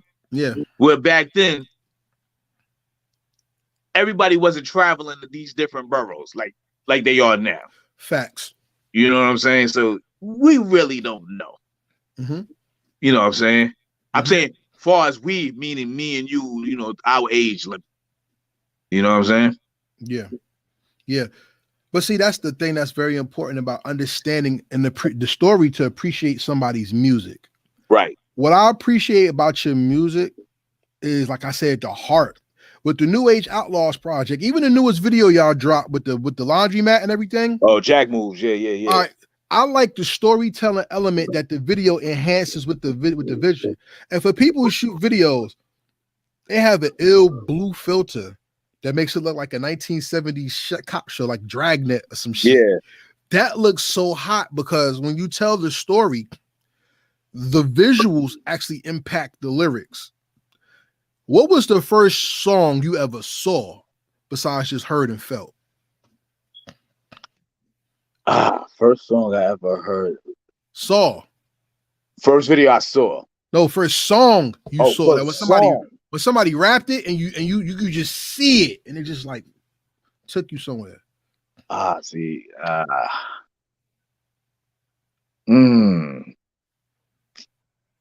Damn. See, you got me going in my brain and shit to think about that. I had to be Run DMC My Adidas. Would you wearing Adidas at the time? Yes, I was. So that's what made you see it. And I was a little, you know what I'm saying? Yeah. Yo, and see, that's the one thing I can appreciate about your music. Thank you. Because I'm going to tell you something. Some of your songs, I believe, would be blockbuster soundtrack classics. Like when you think about Boys in the Hood, How to Survive in South Central, the place for busting the cap is fundamental. So it goes with the movie. Yeah. When I think about New Jack City, I don't think about the Ice-T Hustler song. I think about New Jack City with Guy because that's what New York was, that swing. Mm-hmm. When I think of some of your songs, I think about the heart of a man and how he's being tested in a movie because that man's character has to be shown in the scene. Right. And certain music that you play in movies bring out the character of a man more. So if we had a new version of Juice, I think some of your songs would just kill that movie and take it to the next level. Thank you. I think if we have another version of New York Undercover, you could have been in Natalie's rhyming the song, doing something. Mm-hmm. That's what a lot of artists don't see today. A lot of people just want to make music, but they don't think about the impact of their song. And speaking of that, I'm I've been pushing it for 2 years, and I'm still going to push it with Sync licensing. I've been trying to get Shaq and Penny on 2K. You know what? You can do it. And I'm going to put that, we're going to speak that blessing in the air. Yes. We're going to get it done because Shaq and Penny does need to be somewhere. Salute to you for that. Thank you for bringing that up. Shout out to the Orlando Magic. For all y'all who know about 2K, check out this gentleman's song, Shaq and Penny, because that deserves to be on that soundtrack. Just like Kareem and Magic from Pappy Nats and the Lit Green. Look, we got basketball fans on here too. Shout out to my man Stress Rock and my man Rolling on Wax. Salute. I would like to get y'all together on a song. That would be dope. You make it work. That'd be interesting. Shout out to Stress, yo. Listen, I'm always down to work, long as they ain't whack. Oh no, I don't do that. That's what I'm talking about. Yeah, you know I'll do that. But I want to ask you another question. I want to ask you 3 more questions because I gotta tend to the family. Of course. You're producing too. Yes. What's sharper, the pen to write or the ear to produce when it comes to you? As of now, I've been on my pen game heavy. Mm-hmm. As of now, I could do beats, but like my pen, I've been concentrating on the pen, being with this, these 2 projects I'm working on. Okay. Yeah. But what is the nature of the beats when you write versus when you make beats? So when I make beats, it's like sometimes I listen to what I like and what I would want people to hear. Like, I don't want to be caught in the Griselda type of sound because sometimes I fall into that. Uh-huh. When I be doing the beats and I be like, nah, let me change that, because that's that gritty, grimy shit. Mm-hmm. So, but when it comes to the pen, I just try to like stay sharp with it. Okay. I said 3 questions, so we have to fade off after this one. I'm gonna give you time to shout yourself out in your projects again so people could check you out. New York is the originators of hip hop. So with 50 years of hip hop, we have people who've grown into hip hop and people who grew up in hip hop. What's the most important lesson you learned about hip hop from somebody who's older than hip hop that appreciates it like you do? Just the art of it all. Like with hip hop, it comes fashion, you know, music, the art, there's everything within it. You know, style, everything. No matter what, everybody lives hip hop. You know, whether you like it or not. When it comes to the jerseys, that's hip hop. When it comes to the wearing your pants a certain way, wearing a snapback or fitted, or the way you even button up your shirt when it comes to polo and stuff, that's all hip hop. So tell them how they're gonna wear hip hop when they get your album. Put your projects out there so people can check out Jux Diamonds. Newest album, Jux Diamonds, Juice Unbreakable Excellent Exclusive Diamonds. That's the latest project. Go get that. New Age Outlaws. Go get that. Lord Knows Volume 1, Volume 2. Go get that. It is everywhere. And with that being said, it's a pleasure to talk to my brother again. This is my man, y'all. For real. This is my man. guy, You my man too, man. This is my guy, yo. What they say in New York, I love my comrade, right? That's my dude right there. You know what I'm saying? Hold up. We got Born Eternal Lord Allah says expressions of thoughts and ideas gaining one's definition. Salute, because the knowledge of God's of earth always makes a man impactful and highly learned. So with that being said, this is Forever Heritage Hip Hop on my man Jux Diamonds. Salute to Cecile with it, who represented Alabama on Heritage Hip Hop. Brownsville right here. We say peace and we out. But before we go, hey Jux. Yo. May the Most High bless you and may your music change the world. Not only may you be heard, but may you be felt and inspire generations of people to come after you. Thank you, sir. And with that said, we out. Peace. Peace.